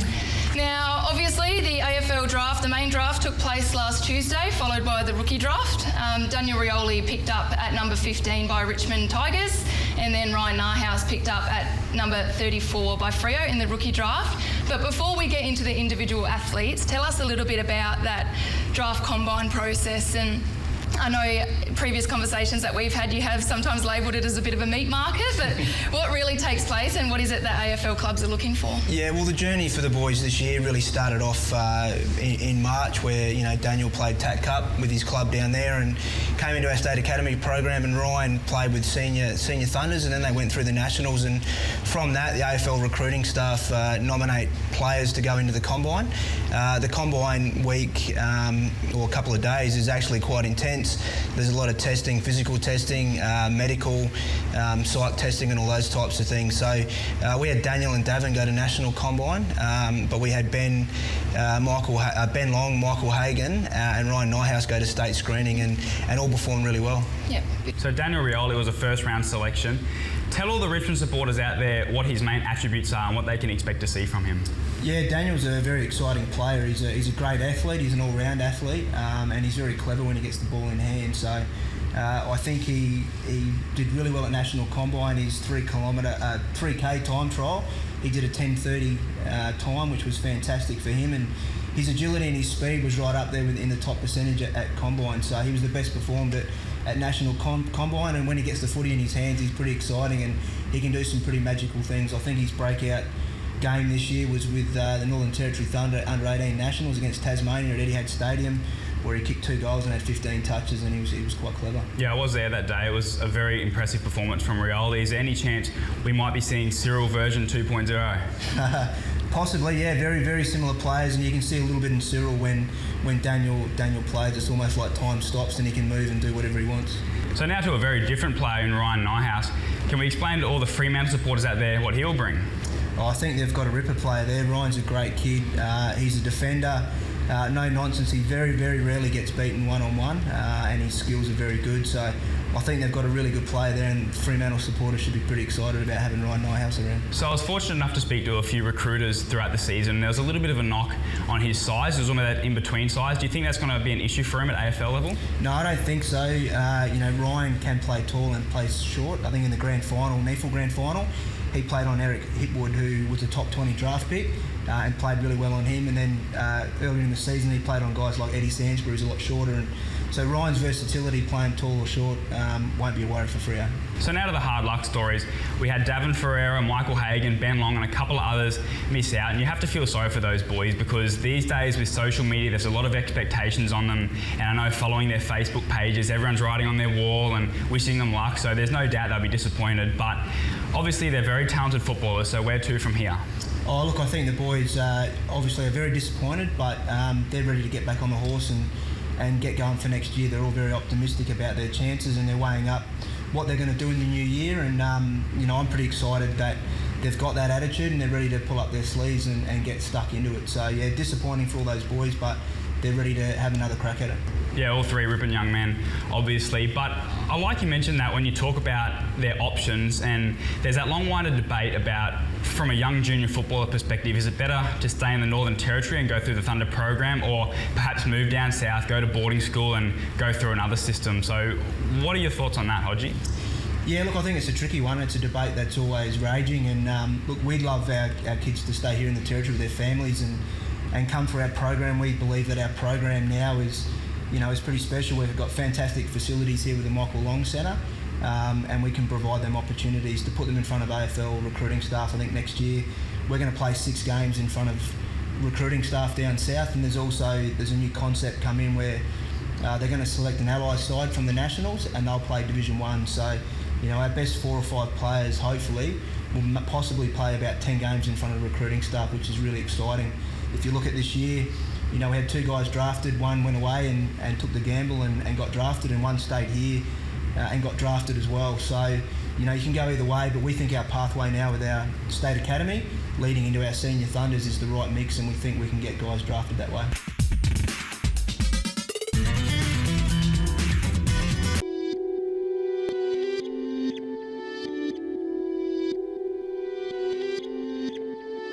Almost half of us will experience a mental illness throughout our lifetime. Each day, 7 Australians take their lives. For every suicide, there are tragic ripple effects that affect families, friends, and the community. Let's work together to break down the stigma of depression and anxiety. Don't feel like you have to deal with it on your own. There's no shame in asking for help. If you are struggling, reach out for support. If you know a person struggling, reach out and connect with them. You're not weak. You are not alone. You are loved.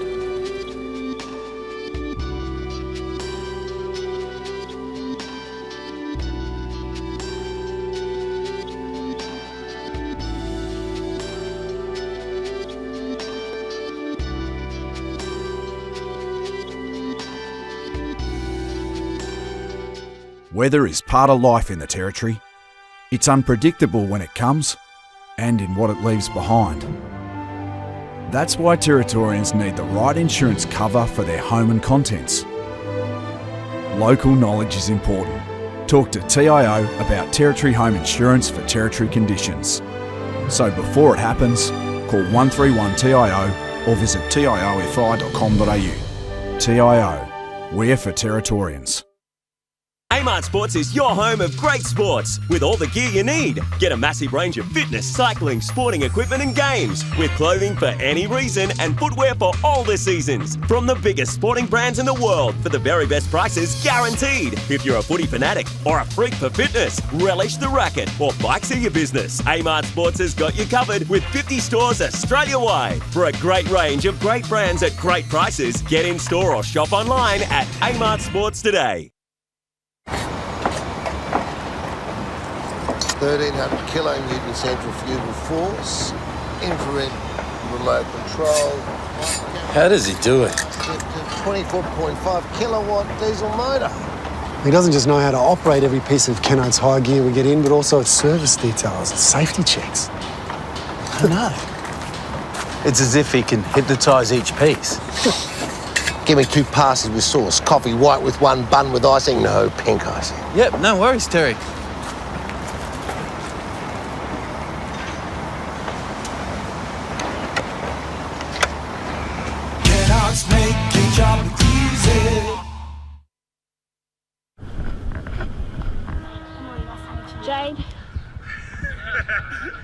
Tom! Play on! Matty, straight out!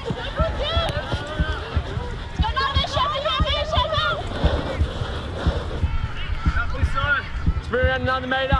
Good girl. Good girl. Hey, eyes on the footy, let's make the ball. Play on! Yes! All clear.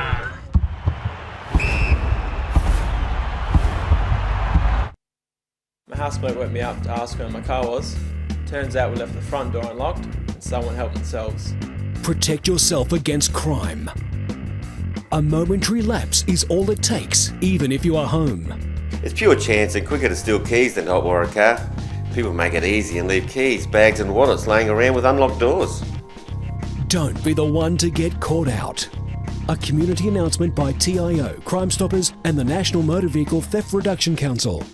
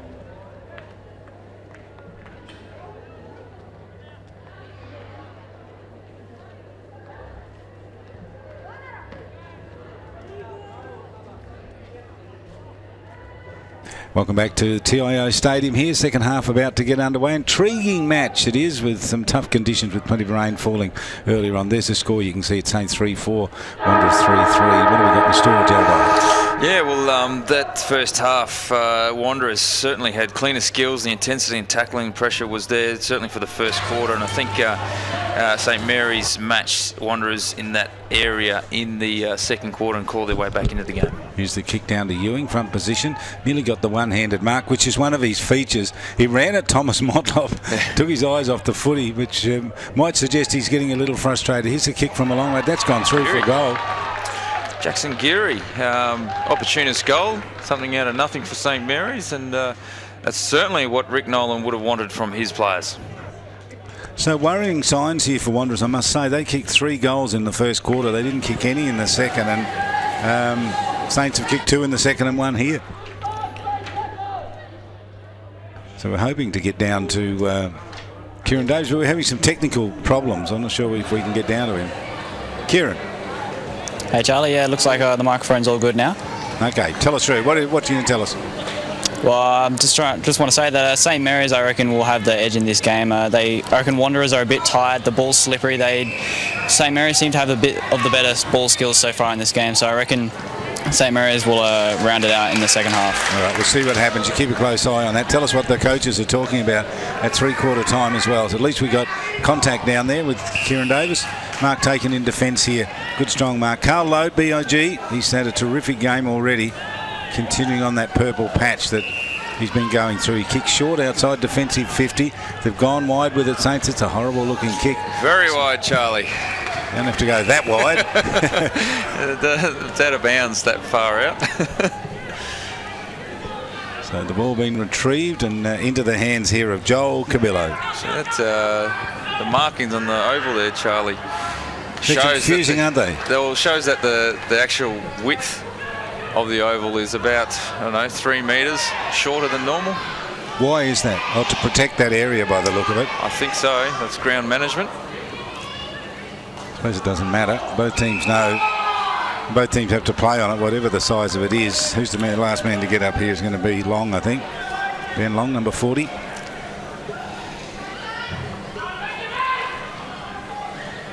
Even ruck work, ball forced towards the boundary line and kicked.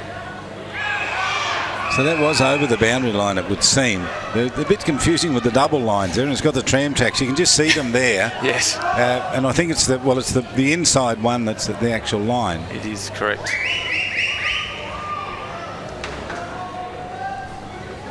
It's good ruck work. Shields with the tap down. He's rucked pretty well, Shields. He's been there. He has been their number one ruckman for the last almost 10 years, Charlie. He's almost the heart and soul of the engine room for the likes of Marlon Motlops, Josh Cabillos, Shane Thorns, these kind of guys, Aaron Motlops that run through the midfield for him, and congratulations on his 150th game. Yeah, Jonathan Miles, that other ruckman, that's him, number 23. You'll see him, there he is. He's got a good tap down too. Love it, playing a bit of basketball with it, couldn't control it, lost that to the boundary line. That's a good battle there, Ignatius Vallejo and Andy Lovett. That can stay true for the rest of the game. It'll be a great battle. So Saints have worn them down just a little bit here, Wanderers. Wanderers need a goal to get their belief back. There's certainly a momentum. When they're up and about, they're very difficult to stop, but when they're down, as we're seeing, they're hard to claw out of that hole. This is going to bounce fortuitously straight into the hands of Jack Williams. Went forward. That's a good kick. And that's a great mark. It's like one of those low catches when you're in the gully. Yeah, you have to juggle that one too, Charlie, and hang on to it as he's falling down. At knee level. Again, not pretty football from St Mary's. Just sort of doing what they need to win the football, to get it forward. Rush kick. Darren Ewing playing in front, and he gets a chance at a second goal. So Darren Ewing across the 50. We're talking about his accuracy, which you had up around 75%. And that is going to hit the post. It was a good kick, but it hit the post. Well, not too many players can hit the post, Charlie. That's right. So it's all very stagnant. Look at that. They're just standing at the moment. We want someone to lead now. Might want to do this run down the middle. Well, Wanderers went and Saints were awake to it, weren't they? They run with them. They've absolutely. They've waken up to it. There's big Christian Shields. They've got him and they're holding on to him, and he's going to be in trouble. It's as simple as man on man by the look of it, Charlie. Try and combat that, but they've certainly got some tricks up the sleeve, Wanderers, with that kick in. McMurtry's kick, and it was delivered well to Ewing, and this is an even more difficult kick for him. Oh, I think he'll like this. He'll be able to swing around on his left foot a bit. So when you're standing between those goal posts, they're a fair distance apart. When you look at it from 50 metres, they're pretty close. Yes. So Ewing now starts the journey, gets to 50, wanders in. He's going to swing onto the left boot and leave it out there and not bring it back. So he's had 2 shots in a minute and he's got 2 points. Yeah, you can see he was trying to start at left and to bring it back, and obviously it didn't quite work for him the first time where he hit the post. That time he overcompensated. So Wanderers have done away with that run up the corridor. It did work for them. They kicked that goal, caught Saints unawares, but Saints are awake to it now and they can't do it anymore. I think you only do that once a season, don't you? Normally the coaches are pretty good at the opposition coaches are pretty good at doing their homework. So if it pays off in one game, quite often it's worked on during the week by the opposition team. Maybe you could do it like late in the game when scores are level or something. Yes. And just kick it over centre half back and run it through the corridor. Oh, that's a good mark underneath that. Thomas Motlop not paid. Spillage straight into the hands of Bath. Bath goes for goal and misses out to the left. So Saints peppering away here. They've had all the play and all the shots, but they just can't break Wanderers at the moment. They're in front, but they could quite easily have been a couple of goals out. Yeah, absolutely. The contest is a lot tighter than that, and Saints could have had a chance to put 2 or 3 goals on the board and build some momentum of their own. Now they got it over the back this time to Mitchell, and he runs away. Mitchell Taylor's kick was really, really good. Gave it off to Josh Cabillo. Onto the left boot he goes. This is a good kick. Reimers, front position on the hard lead, takes the mark there in front of Anstis. And that's what happens when you don't take your opportunities in front of goal. Wanderers get on the outside, and they're, like I said, their skills are superior than St Mary's tonight. And great left foot kick, well, great mark to start with in front. Josh Cabillo, great left foot kick right in the front of Reimers. 10 points the margin. Can be reduced here to 4 if he can kick it. He's already kicked 1. Reimers in the first quarter. Plenty of experience at AFL level with Essendon. Didn't teach him to kick that well. Missed everything, kicked it out. Well, Thorne might have marked it on the line, and now he wants to play on. He steps back in the field of play. Dribbles at goal, but I don't think he got it there right on the line. Saints got there to touch it. It was good play, Benjamin Long, I reckon. Desperate defence, but Shane Thorne, Callow needs to be a little bit wiser than that. He's get a little bit closer. Iggy Balajo is charged with the kick-in duties along the boundary line and gives it off to Ben Long. Long's kick, just not able to mark it, was Mark McLean. See, that's good skill by Reimers on the mark there. Ben Long had to kick it underneath his arm. So Ben Long should have gone back a little bit more to give himself a bit more room, but great work. It affected the kick. Throw in at 50. Wanderers in attack. Gee, knocked out of the way. He's getting aggressive, Josh Cabillo down there. He just hurled Michael Coombs to the ground. Eagles with control of the footy here at 50. Good punch away. And the charge comes from Andrew Lovett from 50. Spears into the goal line. And a hard tackle there and giving away a free kick. He went hard at the footy, did Ben Long. And the Wanderers player there got hit pretty high. Might have been Shane Thorne, I reckon. He got cleaned up from directly out in front. That's him on the ground. Reimers a little worried about him, as his teammates are. Heavy clash. And again, I think that one will be looked at during the week, whether Ben Long had eyes for the football or not. Well, certainly Thorne, you'd imagine Thorne would have. I mean, he was trying to take the mark, yeah, wasn't absolutely, he? Absolutely. Josh Heath coming on.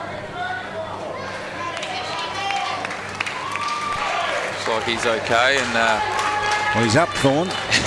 Thorne won't give away too many opportunities to kick a goal from right in front, so he's just composing himself. He's a wounded man, though. He got hit very hard. He's looking around, but what he should do is go back and kick the goal, but he'll take every second he can, I guess. So 4-7 to 3-4, he can bring it back to 3 points. It's 9 points the difference. And Shane Thorne from directly in front for the Eagles is going to go in and kick the goal, and he just gets it in. So he kicks the goal, and he's a sore man. They should get him off. Yeah, good composure from Thorne on that occasion. Not too many opportunities to get right in front of goal like that. And he comes off for a bit of treatment, no doubt. Looks like he's holding that left shoulder. Yeah, he did point to his ribs, so maybe he's hurt his ribs as well. Yep. But he is off, and that allows Nick Mansell to come back on. Crowd give him a good round of applause. He's a bit of a favourite with the Wanderers supporters, is Shane Thorne. Absolutely. He's been a big part of their campaigns, finals campaigns over the last 5 or so years. Drafted to the Western Bulldogs. Miles doing the ruck work. Coombs trying to get through. Overrun the footy. Hasn't had much of it today, Mikey Coombs. No, he's certainly in there trying to dig the football out, but hasn't had a lot of clean possession out wide. And kick off the ground. Wanderers did that. That was pretty well. Got out in the direction there of McCready, who got the kick out wide, but the whistle goes. I think it's going to be Saints. Free kick. Back here might go to Josh Heath. Josh Heath, he's first over the football, and that's the area of the game St Mary's have lifted. They've got the body over the football first hands of the football. Miles went looking for it. Handball out there. Spillage came out. Incorrect disposal. Mitchell Taylor draws the free kick across half-back for the Eagles. That's great vision and a great kick by Mitch Taylor. And he's giving it to Lovett. And Lovett's got on his bike and away he goes. And he can run. He gets to 50, wants to go all the way. They come at him. He kicks and he finds Remus down there in the pocket. That's probably the only kick that hurts Johnny Anstess with his the way he plays the game. Johnny reads the play upfield and Remus doesn't muck around. He goes straight back, kicks the goal. But yeah, Johnny Anstess is a great reader of the play up forward. But if the kick's too short and the forward line player ducks back, he's a little bit vulnerable as he's the last man on defence when the flight of the footy's going behind him. He showed good leg speed there. Did Lovett, didn't he?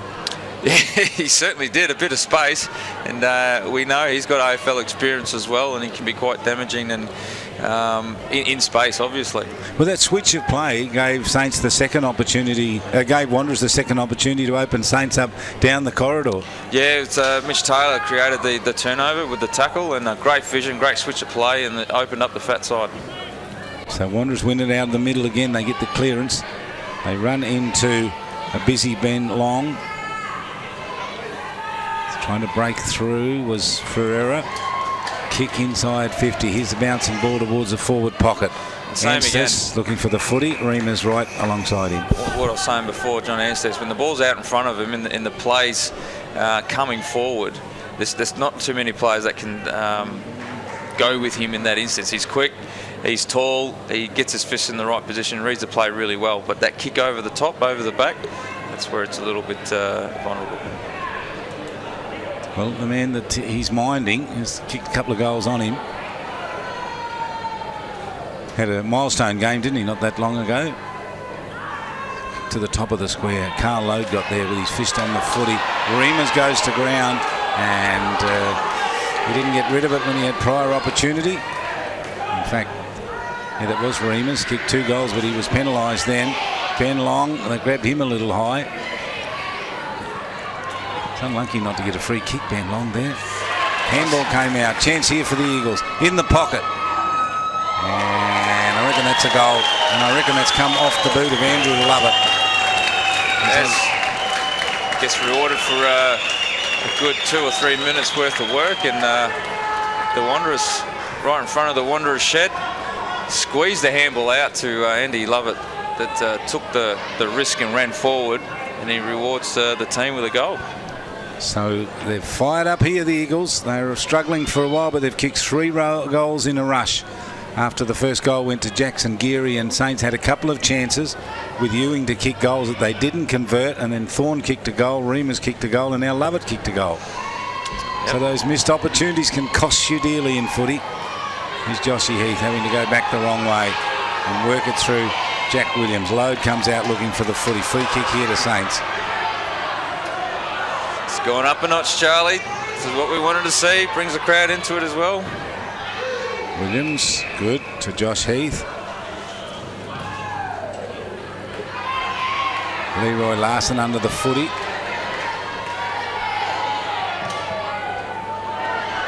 And Saints here can take the mark. Good mark taken out wide by Price. Gave short to Leroy Larson. That's good vision too. Nice Kicked vision. it across. I'm not sure if Lavastida can kick this. He's a fair way out. He'll kick from outside 50. Thomas Motlop stands just inside 50. So you won't be able to get too close to the man on the mark. It'll take every fibre that he's got. Yep, we've caught a few games, Charlie, where we know Henry Lavastida quite well. He's going to go straight to the goal line. Yeah, get it right to the line and not quite get there. A mark in the pocket? No. Wanderers under pressure. They can use the handball to get out of trouble. They did that pretty well with Brenton Motlop. Clearing kick by Bocabillo over the back again for Simon Bates with the speed. He is off and he's going to kick it. And his kick is not going to be that good. It's going to give Anstess every chance. He runs to it, Anstess forces it towards the boundary line and gets it over. Just leads his play to the football every time, John Anstess. He's such a great player for the St Mary's Footy Club. So they've done this 3 times now. Wanderers got behind Saints, didn't they? And just it's quite typical actually, Charlie. That speed on the outside is one of Wanderers' traits and one of the strengths that they've had over St Mary's over the years, and that's how they won their grand finals. The grand final, once the ball got on the outside, St Mary's didn't have the the speed to go with them, and that's quite damaging. That leg speed, so important in footy. Plenty of Wanderers players back here. Saints trying to get out of trouble. They'll use the hand. Well, no, they got the free kick anyway. Herbison, short. The link-up player, Labastida. The runner coming out of defence is McCready, up towards the wing. Back position down there, Braden McLean, ball over the boundary line. And I think McLean might have drawn a free kick, did he? Yes, he has. Braden McLean does the free kick. If he wants to come back on, there is Mikey Coombs. But ball with Braden McLean, kicks it inside 50. Two St Mary's players there. Simon Bates onto the footy, went down, his eyes over it, and then he looked up quickly. He saw a player but didn't find him. Anstess just so alert tonight, isn't he? He's very worried about Reamers. And he got there in front and took the mark. Too many options by the look of it. Called the play on. It's a hard run at the footy. Was good work there by Joel Cabillo. Used it well. Saints with the clean-up. They win it at the wing and turned it straight back over. Thomas Motlop, who knows where to be, and then kicked it to the 50, and the mark was taken down there by Duncan Seedon. So that was a poor kick from Saints, straight to Thomas Motlop. Yeah, they've set up pretty well. Thomas is one of the smartest in the business as well as a back flanker. Knows where to set himself up. Just fell straight into his lap. As we see Duncan Seedon line up for his second shot at goal. I want to ask you about the colours of the Guernseys in just a moment, Jared, if I can. But we'll stay with Seedon. It's going to take his best kick. He'll get to 50, stutters a little bit, and there from 50, loads it up. It's got plenty on. It's going to go down towards the line. Saints in there and defence touch it. When the pressure's on out there and there's, it's dark like this and it's been raining, the Guernseys are wet or the players have been sweating, you look up and you kick in a hurry. How easy is it to pinpoint a St Mary's Guernsey from a Wanderers Guernsey? Yeah, good point, Charlie. Look, to be honest, I think out there, it's not too much of a difference. I think obviously the yellow shorts for St Mary's break it up, but what we've seen so far from the St Mary's players, it's just been quick kicks forward, and on that occasion there wasn't someone in the right position to set that up. Yeah, we've been critical at sometimes of the players for this is a goal. It's hit the post. That was a goal for all money, and it hit the post. Went over the top and beat everybody, didn't it? Bar the goal post. Yeah, so we've been critical of players before kicking it to the opposition, but I think sometimes when you're in a rush and your eyes are down, you pick the ball up, you just look up and you see what you think's your teammate and you kick straight to them. It's Thorne with a couple of possessions along the boundary line, out of bounds on the full.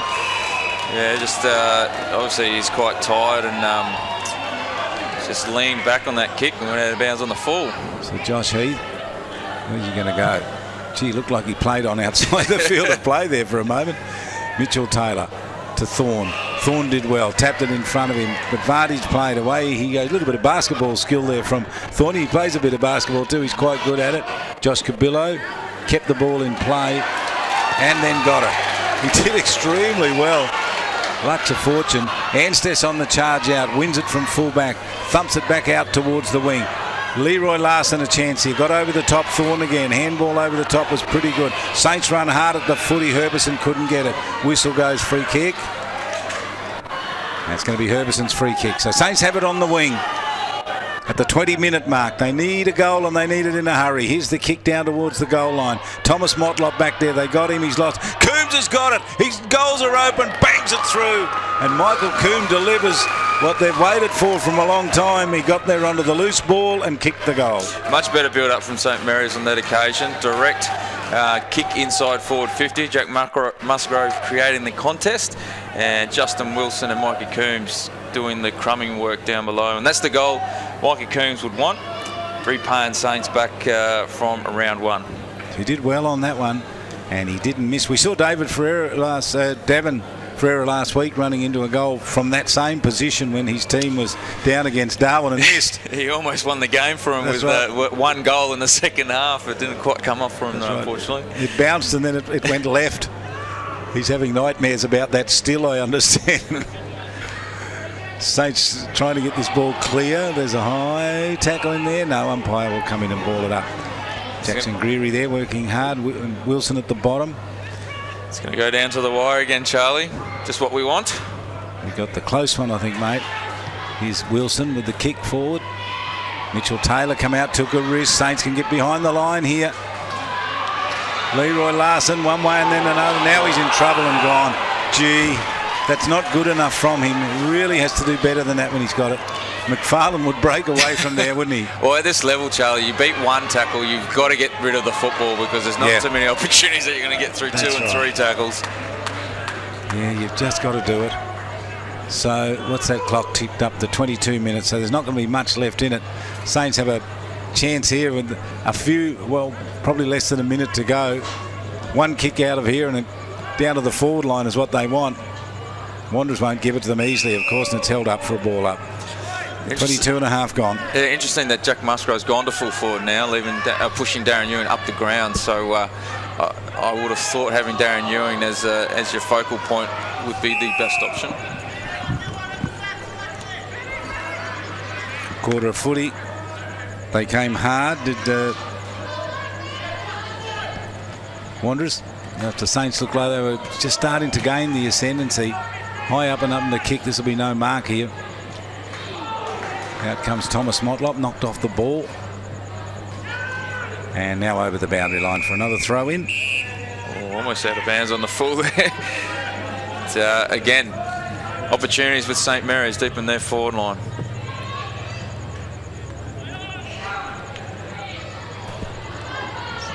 So chance here for Saints if they can get it. They can't.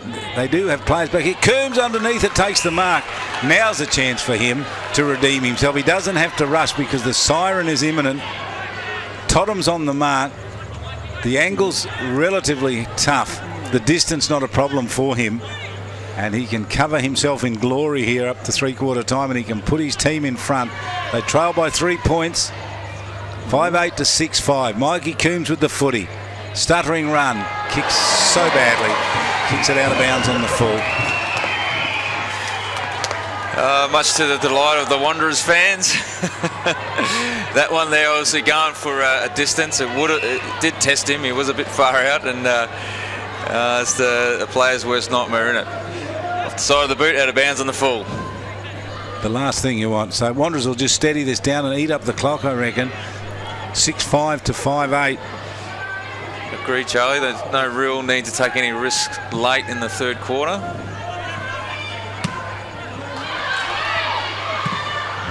Coombs again kicks towards Ewing. Was it Ewing at the back? Got the climb. Couldn't get his hands on it. Justin Wilson. Wilson, rather. Where's Ewing? He's down. Oh, yes, there he is, down in the goal square. So 6-5 to 5-8.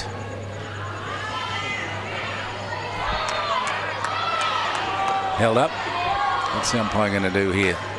Wilson trying to break his way through. Got the handball away. McLean. Oh, great defence there. Last line of defence. Desperation by Braden McLean on that occasion. It almost looked like it was just going to fall into Darren Ewing's lap. But great work, Braden McLean.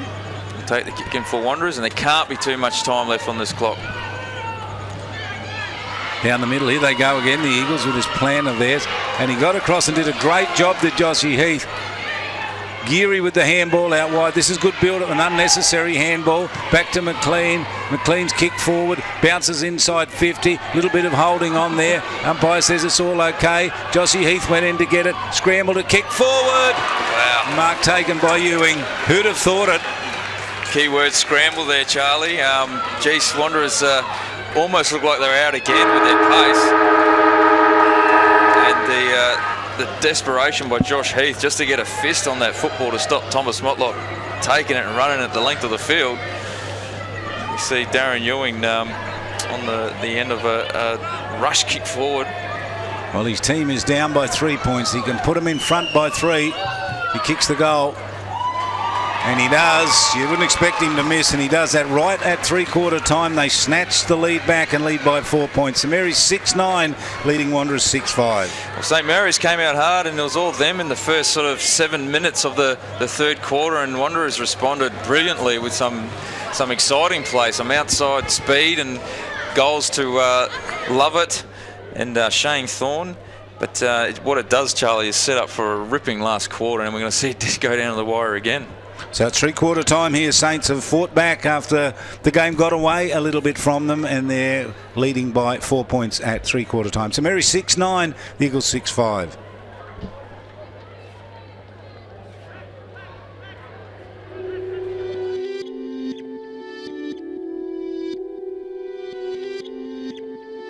Almost half of us will experience a mental illness throughout our lifetime. Each day, 7 Australians take their lives. For every suicide, there are tragic ripple effects that affect families, friends, and the community. Let's work together to break down the stigma of depression and anxiety. Don't feel like you have to deal with it on your own. There's no shame in asking for help. If you are struggling, reach out for support. If you know a person struggling, reach out and connect with them. You're not weak. You are not alone. You are loved.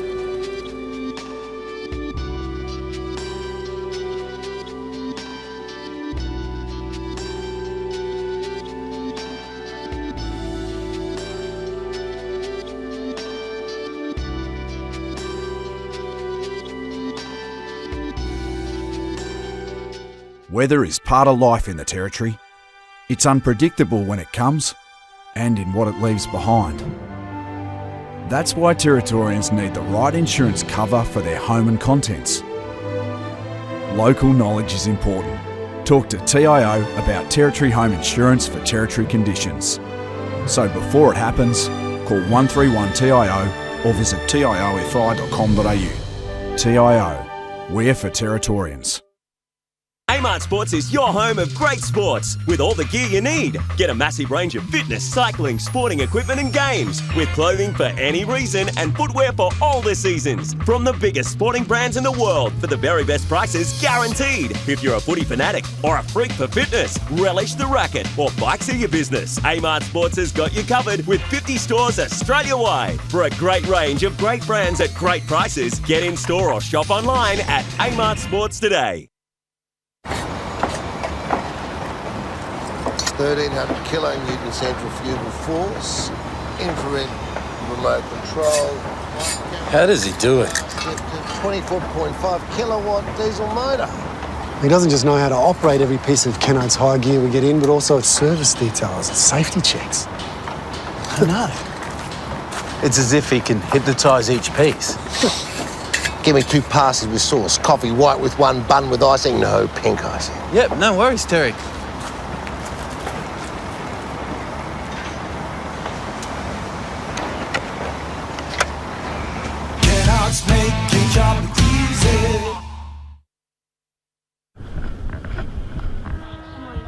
Jade. Oh, Tom! Play on, Matty, straight out!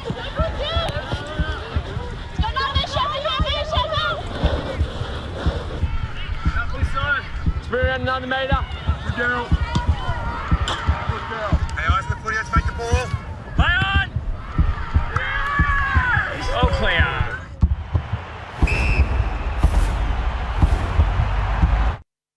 My housemate woke me up to ask where my car was. Turns out we left the front door unlocked and someone helped themselves. Protect yourself against crime. A momentary lapse is all it takes, even if you are home. It's pure chance and quicker to steal keys than to hotwire a car. People make it easy and leave keys, bags and wallets laying around with unlocked doors. Don't be the one to get caught out. A community announcement by TIO, Crime Stoppers and the National Motor Vehicle Theft Reduction Council.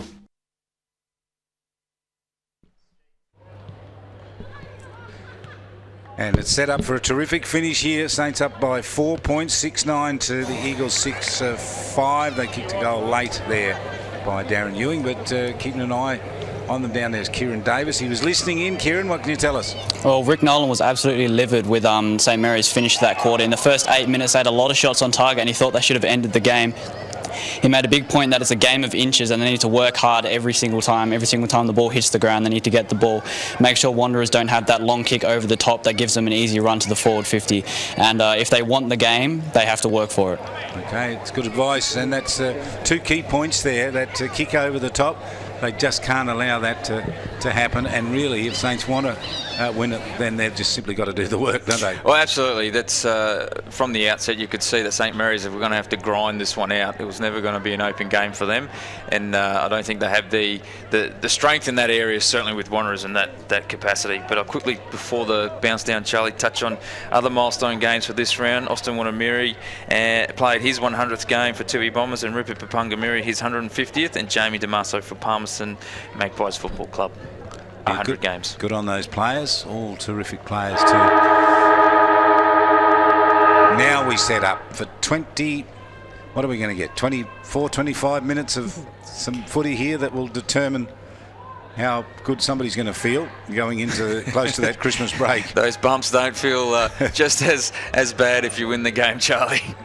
The little scramble kick to the middle. Wilson did pretty well, gave it to Geary, went down to half forward with it, but Mark was dropped down there and it really should have been held. Here comes Mikey Coombs, gets to the footy, and that shocker of a kick a short time ago. This goes to the boundary line. Totham did some good work back there. Jeez, he's quick.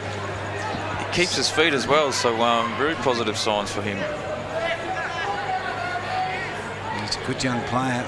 You can see promising young players, can't you? Yeah, and I think we're getting a lot of young players are getting exposed to this level early in the season, which is great to see for the competition and for the clubs for their depth.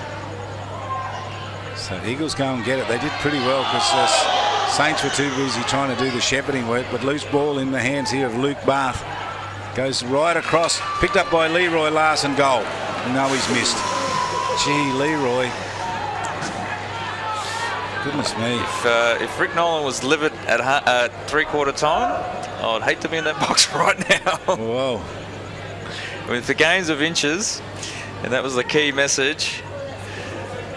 Well, you're probably not getting an easier shot than that, are you?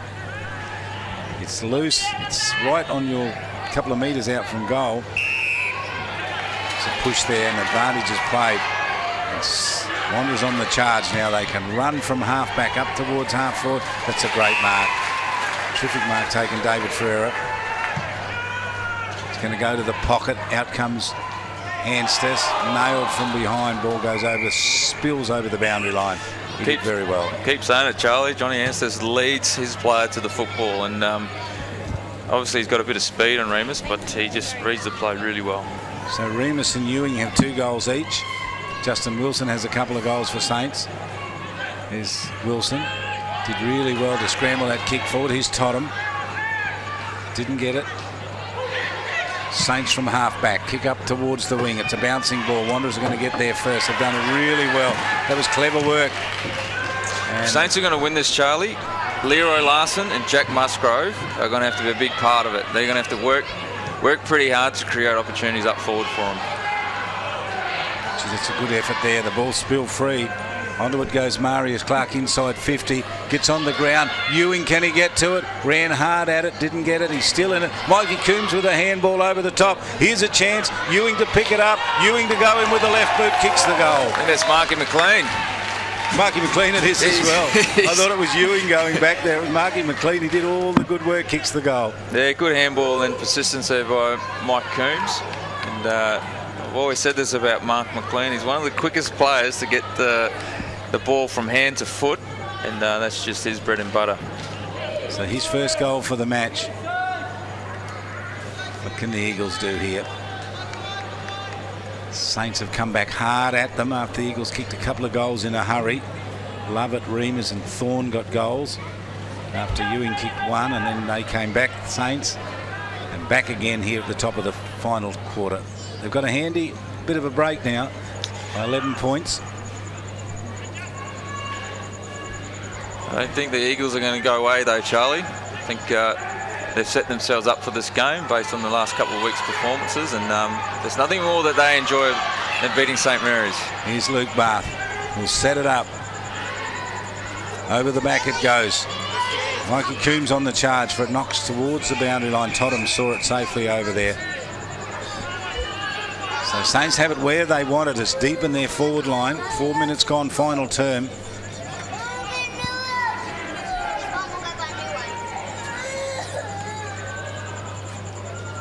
Larson trying to work his way through, didn't get clear. I think Larson might have got a high tackle then. I reckon he did. He went in looking for it and they tackled him high. Now he must kick this goal, Leroy Larson. I think after his last shot at goal, where he was at the top of the square and decided to play on and kick with his left foot, tried to rub it into him, and on that occasion, probably gone a little bit too far with it. So this is a crucial kick. It really is. He must deliver.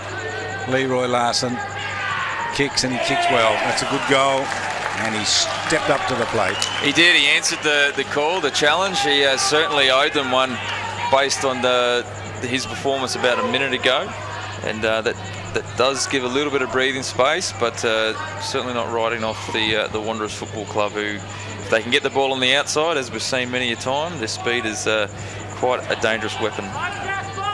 Well, they trail by 17 points if they can kick 3 goals, and that's been their best return, which they did in the third term. They kicked 3 goals. They need to do that again, and they can win by a point.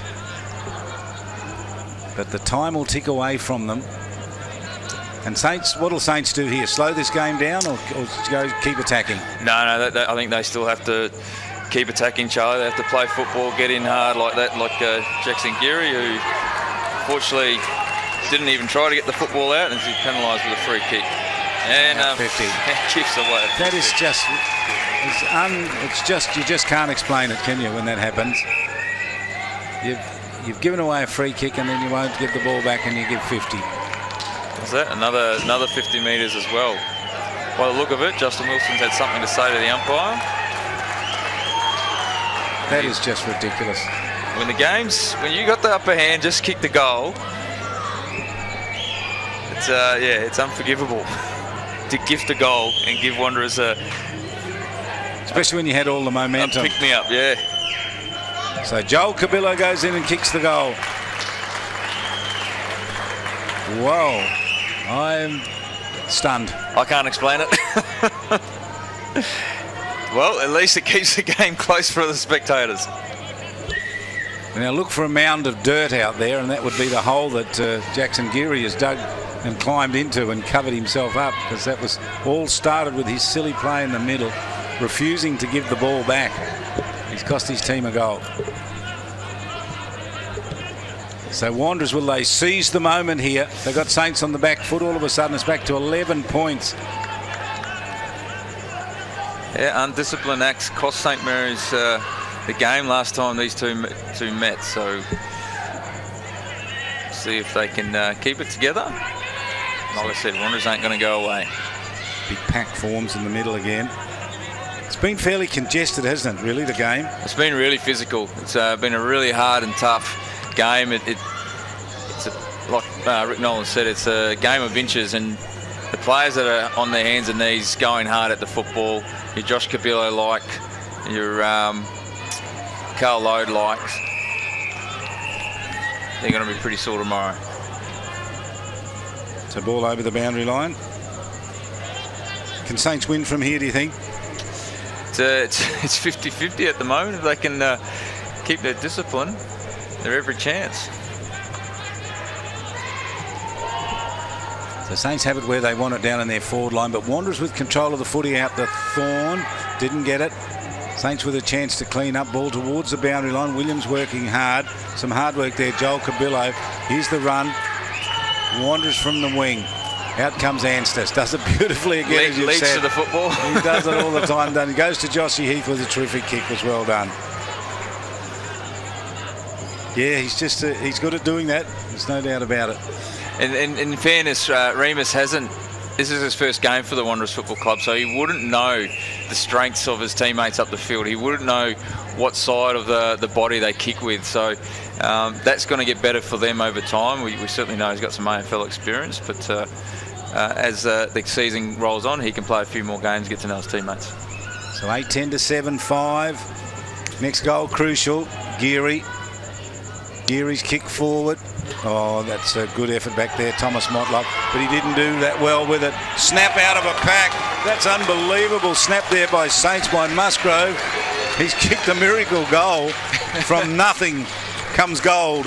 Absolutely, and we almost saw Thomas Motlop wrap that mark up, but the level of pressure in this game, you're always in the contest, and Jack Musgrove kept his feet. And I think I said it before, if St Mary's are going to win, Jack Musgrove and Leroy Larson have to contribute. And they got a goal each.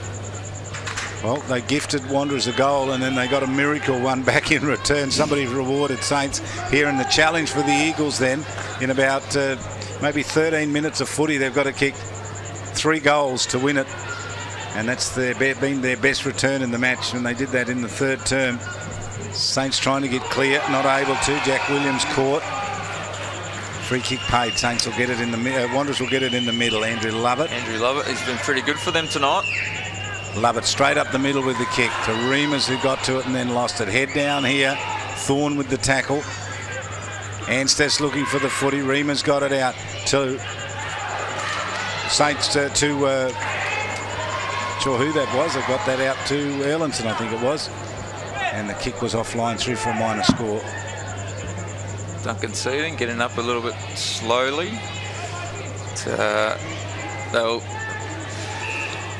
Their speed, Charlie, again, is their biggest weapon. And they'll create enough scoring shots from that to keep them in this game and potentially put them in front. So they stood in front there and didn't get the ball, Saints. Handball around looked a bit dicey, but it was all okay. Ansteth to clean from the back pocket. Geez, a fine footballer, isn't he? Here's Geary and got it and lost it. Mitchell Taylor onto it. The look away handball worked pretty good. Kick inside 50. Lovett front position. Punched away cleverly by Long at the back. Looking for it again. Pulled out of it. Saints free kick at 50. Yeah, a little bit overzealous on that occasion. Josh Heath with it. 11 minutes gone. Time, the clock, the enemy, I reckon, for Saints. For Wanderers at the moment. Saints holding sway. Kick to Ansteth.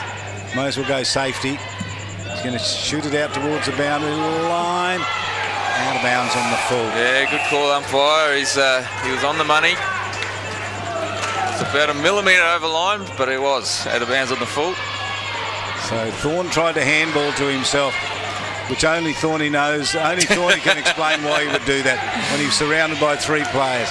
Geary with the handball over the top was pretty good. Saints calm here. Kick down towards Ewing. Gets at the back. Ewing gets to the footy. He's on his left boot. He goes for goal, Darren Ewing, and he kicks a magnificent goal. Wowee. We've seen him do that time and time again for Thunder, and I believe he kicked his first goal in the Thunder Guernsey in similar fashion. But geez, he's a good player. He knew exactly what he was doing, the skill to do that. That's why you want him in your team. Big break for Saints now. 10-10 to 7-6. What can Wanderers do from here? Yep, it's up to them to respond. Josh Cabillo into the centre bounce is exactly what you need. And they'll be looking for him to win the clearance. So ruck tap is important. Miles in there. Didn't get it. Yeah, that was a silly free kick. Jerome Motlop.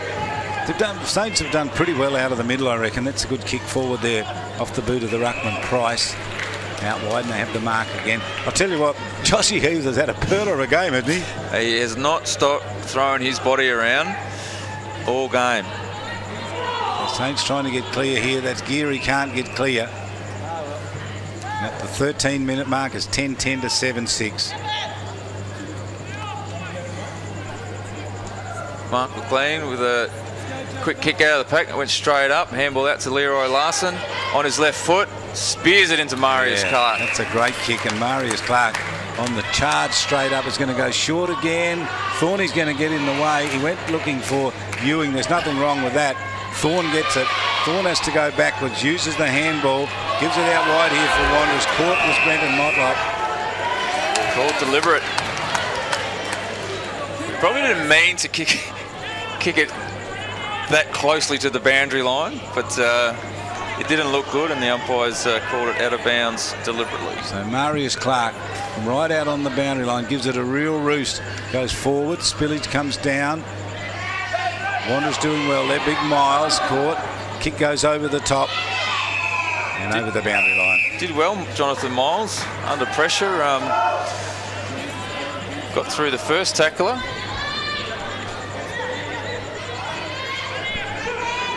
Throw in. Out of the pack. What? Well, I'll let you explain that. That's another one. We'll put that in the X-Files.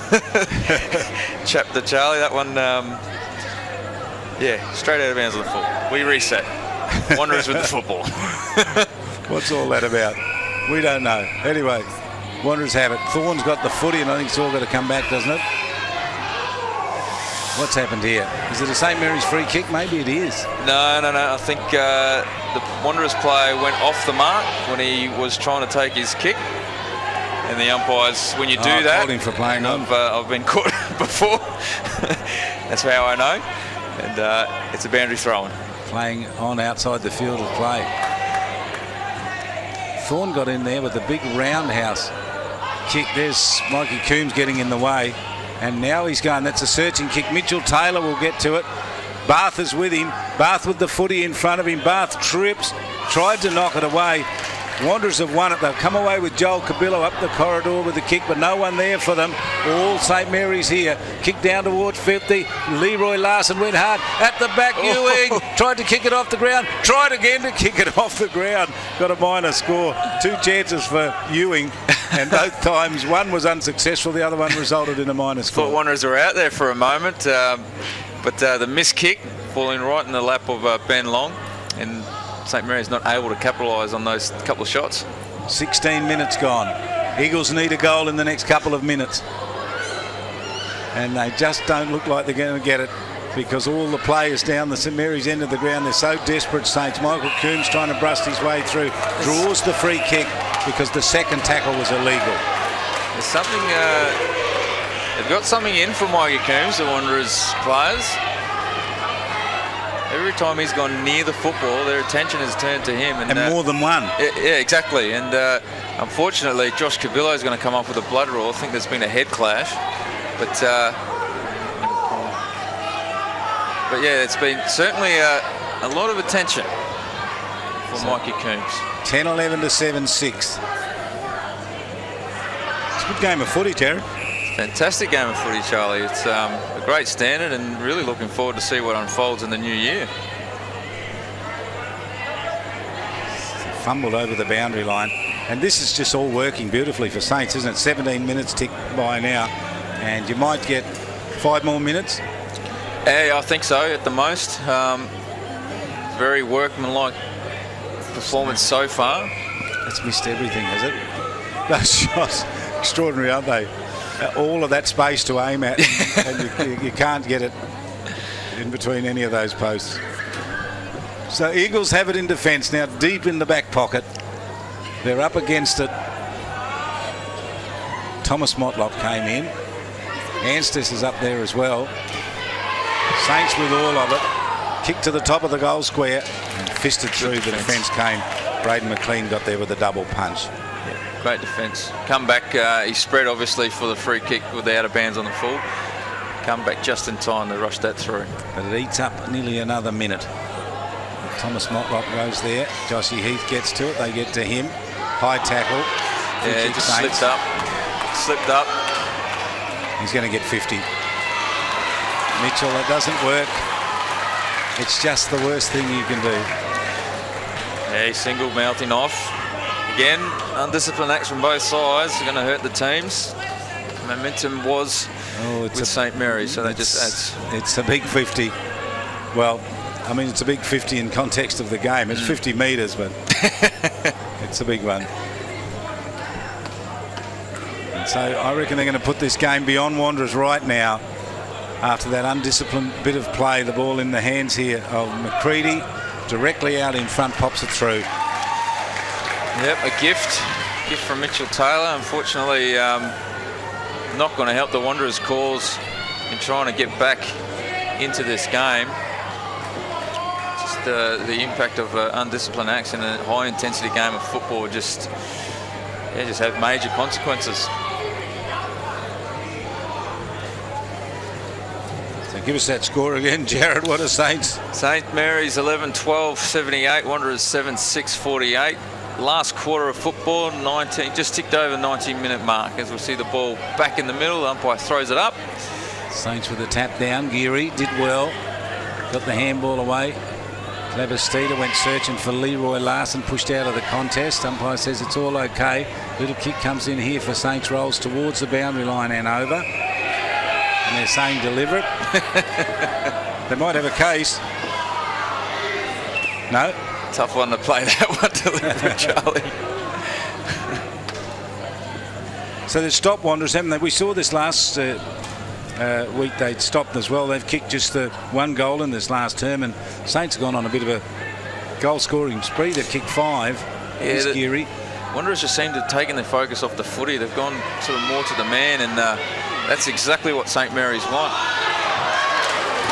Is Wilson going to get the free kick? Well, if it wasn't all over before, I reckon Mitchell Taylor's given away the free kick again, hasn't he? Yeah, that one unlucky, I think, Charlie. He slipped down with the tackle and just clipped Justin Wilson around the ankle. So Wilson won't miss from there, you wouldn't think. How many's he kicked today? He's kicked a couple. He's sort of on track all year for kicking 3 or 4 a match, isn't he? So he's such a handy player. He's keeping his averages up.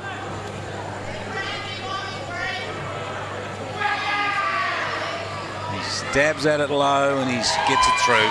No mistake at all for Justin Wilson. When the game was there to be won, he made sure he put the icing on the cake. Tell us about him. Yeah, look, he's a player that persists all day. He won't go away. He likes the physical stuff. The more you try and bounce him around a bit, the better he gets. And he's certainly from the start of this game, he was one of the best for St Mary's in getting in and under and trying to win the football out in the packs. It's a big last quarter from Saints. Very good effort. It's a good sign, isn't it, for a team that's under the pump can lift. And that side is not the side that Saints will put out there in about 5 weeks from now.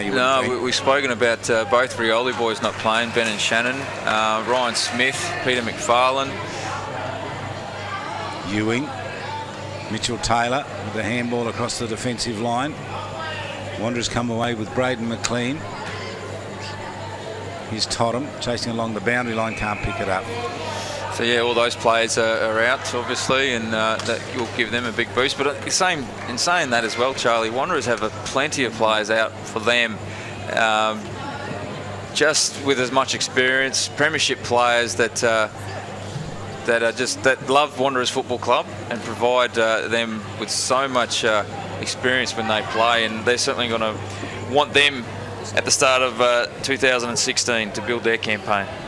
That's right. For those people who don't know, yes, we play out of season to the rest of Australia. We've got a Christmas break coming up, another couple of matches to go, and then a break, and then we come back, I think, on about the 9th of January. I think there's a break of about 2 or 3 weeks in there, isn't there? Yeah, that's relatively new, that idea, and I certainly agree with it. Gives everyone a chance to enjoy the Christmas break. And then you see that terrific second half to the season. Yes. Just extraordinary. And new look teams, you can barely recognise them when they come out after Christmas. Yeah, they're sort of dribs and drabs at the before Christmas, Charlie. They come up and have a bit of a run around, get a taste for it, and then the start of the new year, when that rolls around, coaches like to settle their teams down and get everyone, the best players, out on the park. So, trying to get what about Lovett? He's tried hard today. He hasn't really been consistent every minute. Anstis, I reckon, is as good as any player out there. Oh, absolutely. Mikey Coombs. And Joshy Heath. Let's not forget his effort, particularly in the second half when the hard work had to be done. There he is again. Gets to it. He's going to get a free kick for that, surely. Well, you don't get a free kick for that anymore, I see. Didn't quite work that out. Oh, was he going to get pinned for this? No. There was a player just in the vicinity, according to the umpire. So Throw in by the boundary umpire directly down in front. That's a big climb from at the back there. Saints getting very high in Mitchell Price. It's been a good battle in the rucks today, isn't it? So Williams will draw a free kick. Yeah, again, Wanderers just want to go to the man for some reason. It never works. It's Geary. They just seem angry, and this is going to be a goal as well if it sits in the hands of Herbison. And he gave it off straight across to Musgrove, and Musgrove kicks the goal. 2 in the last quarter for Jack. Yep, he's one of the youngsters coming through the ranks at the moment. He's got a lot of potential. His work rate's up. Just needs to start, I guess, getting his hands on the footy, getting shots at goal. But again, what sets him apart from some of the other players in his age group is his work rate. 7 goals in the last quarter.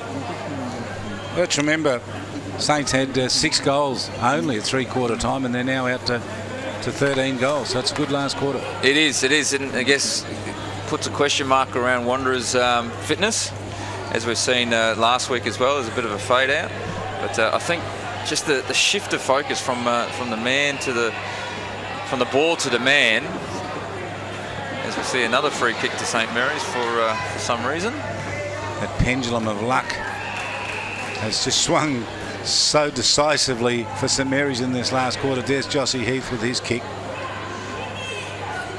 And Wanderers to get it away from the defensive area. Out through Jerome Cabillo.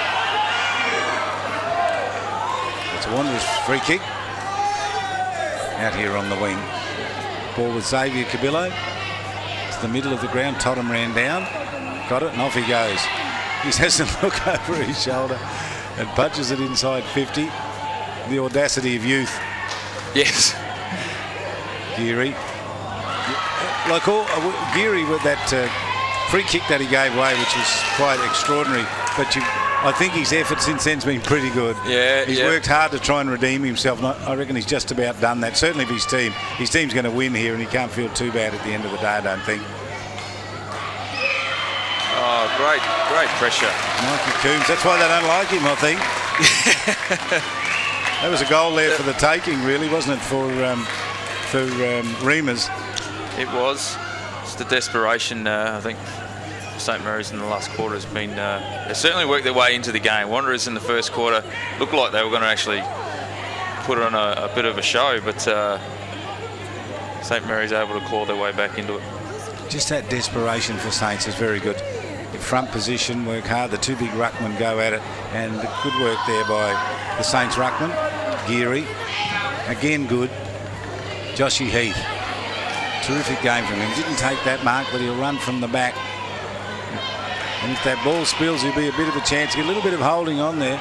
No free kick for Saints. Bath gets it on the left boot, spears forward, drops it a little short. Wanderers reversing out of trouble, and will switch it out wide here and hope that they can get clear, but it's all St Mary's out there.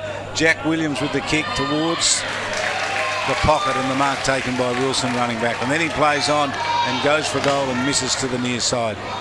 He doesn't like the set shot, I don't think, Justin. He's seen him play on a lot of times. On that occasion, 27.5 minutes gone in the last quarter. Why not go back and just... Take your time. Take your time. You're out in front. You're comfortably out in front. What are you, 40-odd points in front, 42 points in front. So you're 7 goals up. Strong mark, Josh Cabillo. Strong mark, Josh Cabillo. Strong win, St Mary's. They answered the challenge that Wanderers put at their feet tonight, and they ran away and recorded a pretty solid win here. Yeah, the start of the game was all Wanderers, and St Mary's had to work pretty hard to claw their way back into it. But for the best players for mine, Charlie, for Wanderers Football Club, Josh Cabillo was outstanding all night. Unfortunately, come off with the blood rule with a head clash, and they missed him out there. I think they missed his leadership when he went off. Christian Shields, Braden McLean, I think, worked pretty hard down back and held his own, and Andy Lovett was dangerous when he was around the football for St Mary's. Justin Wilson, I think, elevated his name to best on ground with the goals he kicked. John Anstess was phenomenal down back, even though Remus ended up with 2 goals. Carl Lode and Josh Heath battled all day for the St Mary's Football Club. It's a good game. Wanderers led they didn't lead at any time, did they really? I think Saints led. No, Wanderers led in the first quarter by 12 points, and then St Mary's by a point at half-time, 4 points at three-quarter time, and then ran out comfortable winners in the end, 13-13 to 7-7. Hope you've enjoyed our match here, round 9 in the NTFL, and Saints still share a spot at the top of the table. Wanderers outside the top 5, the reigning premiers, got some work to do. But it was a good game, and you take nothing away from Saints. Winners here, 13-13 to the Eagles, 7-7.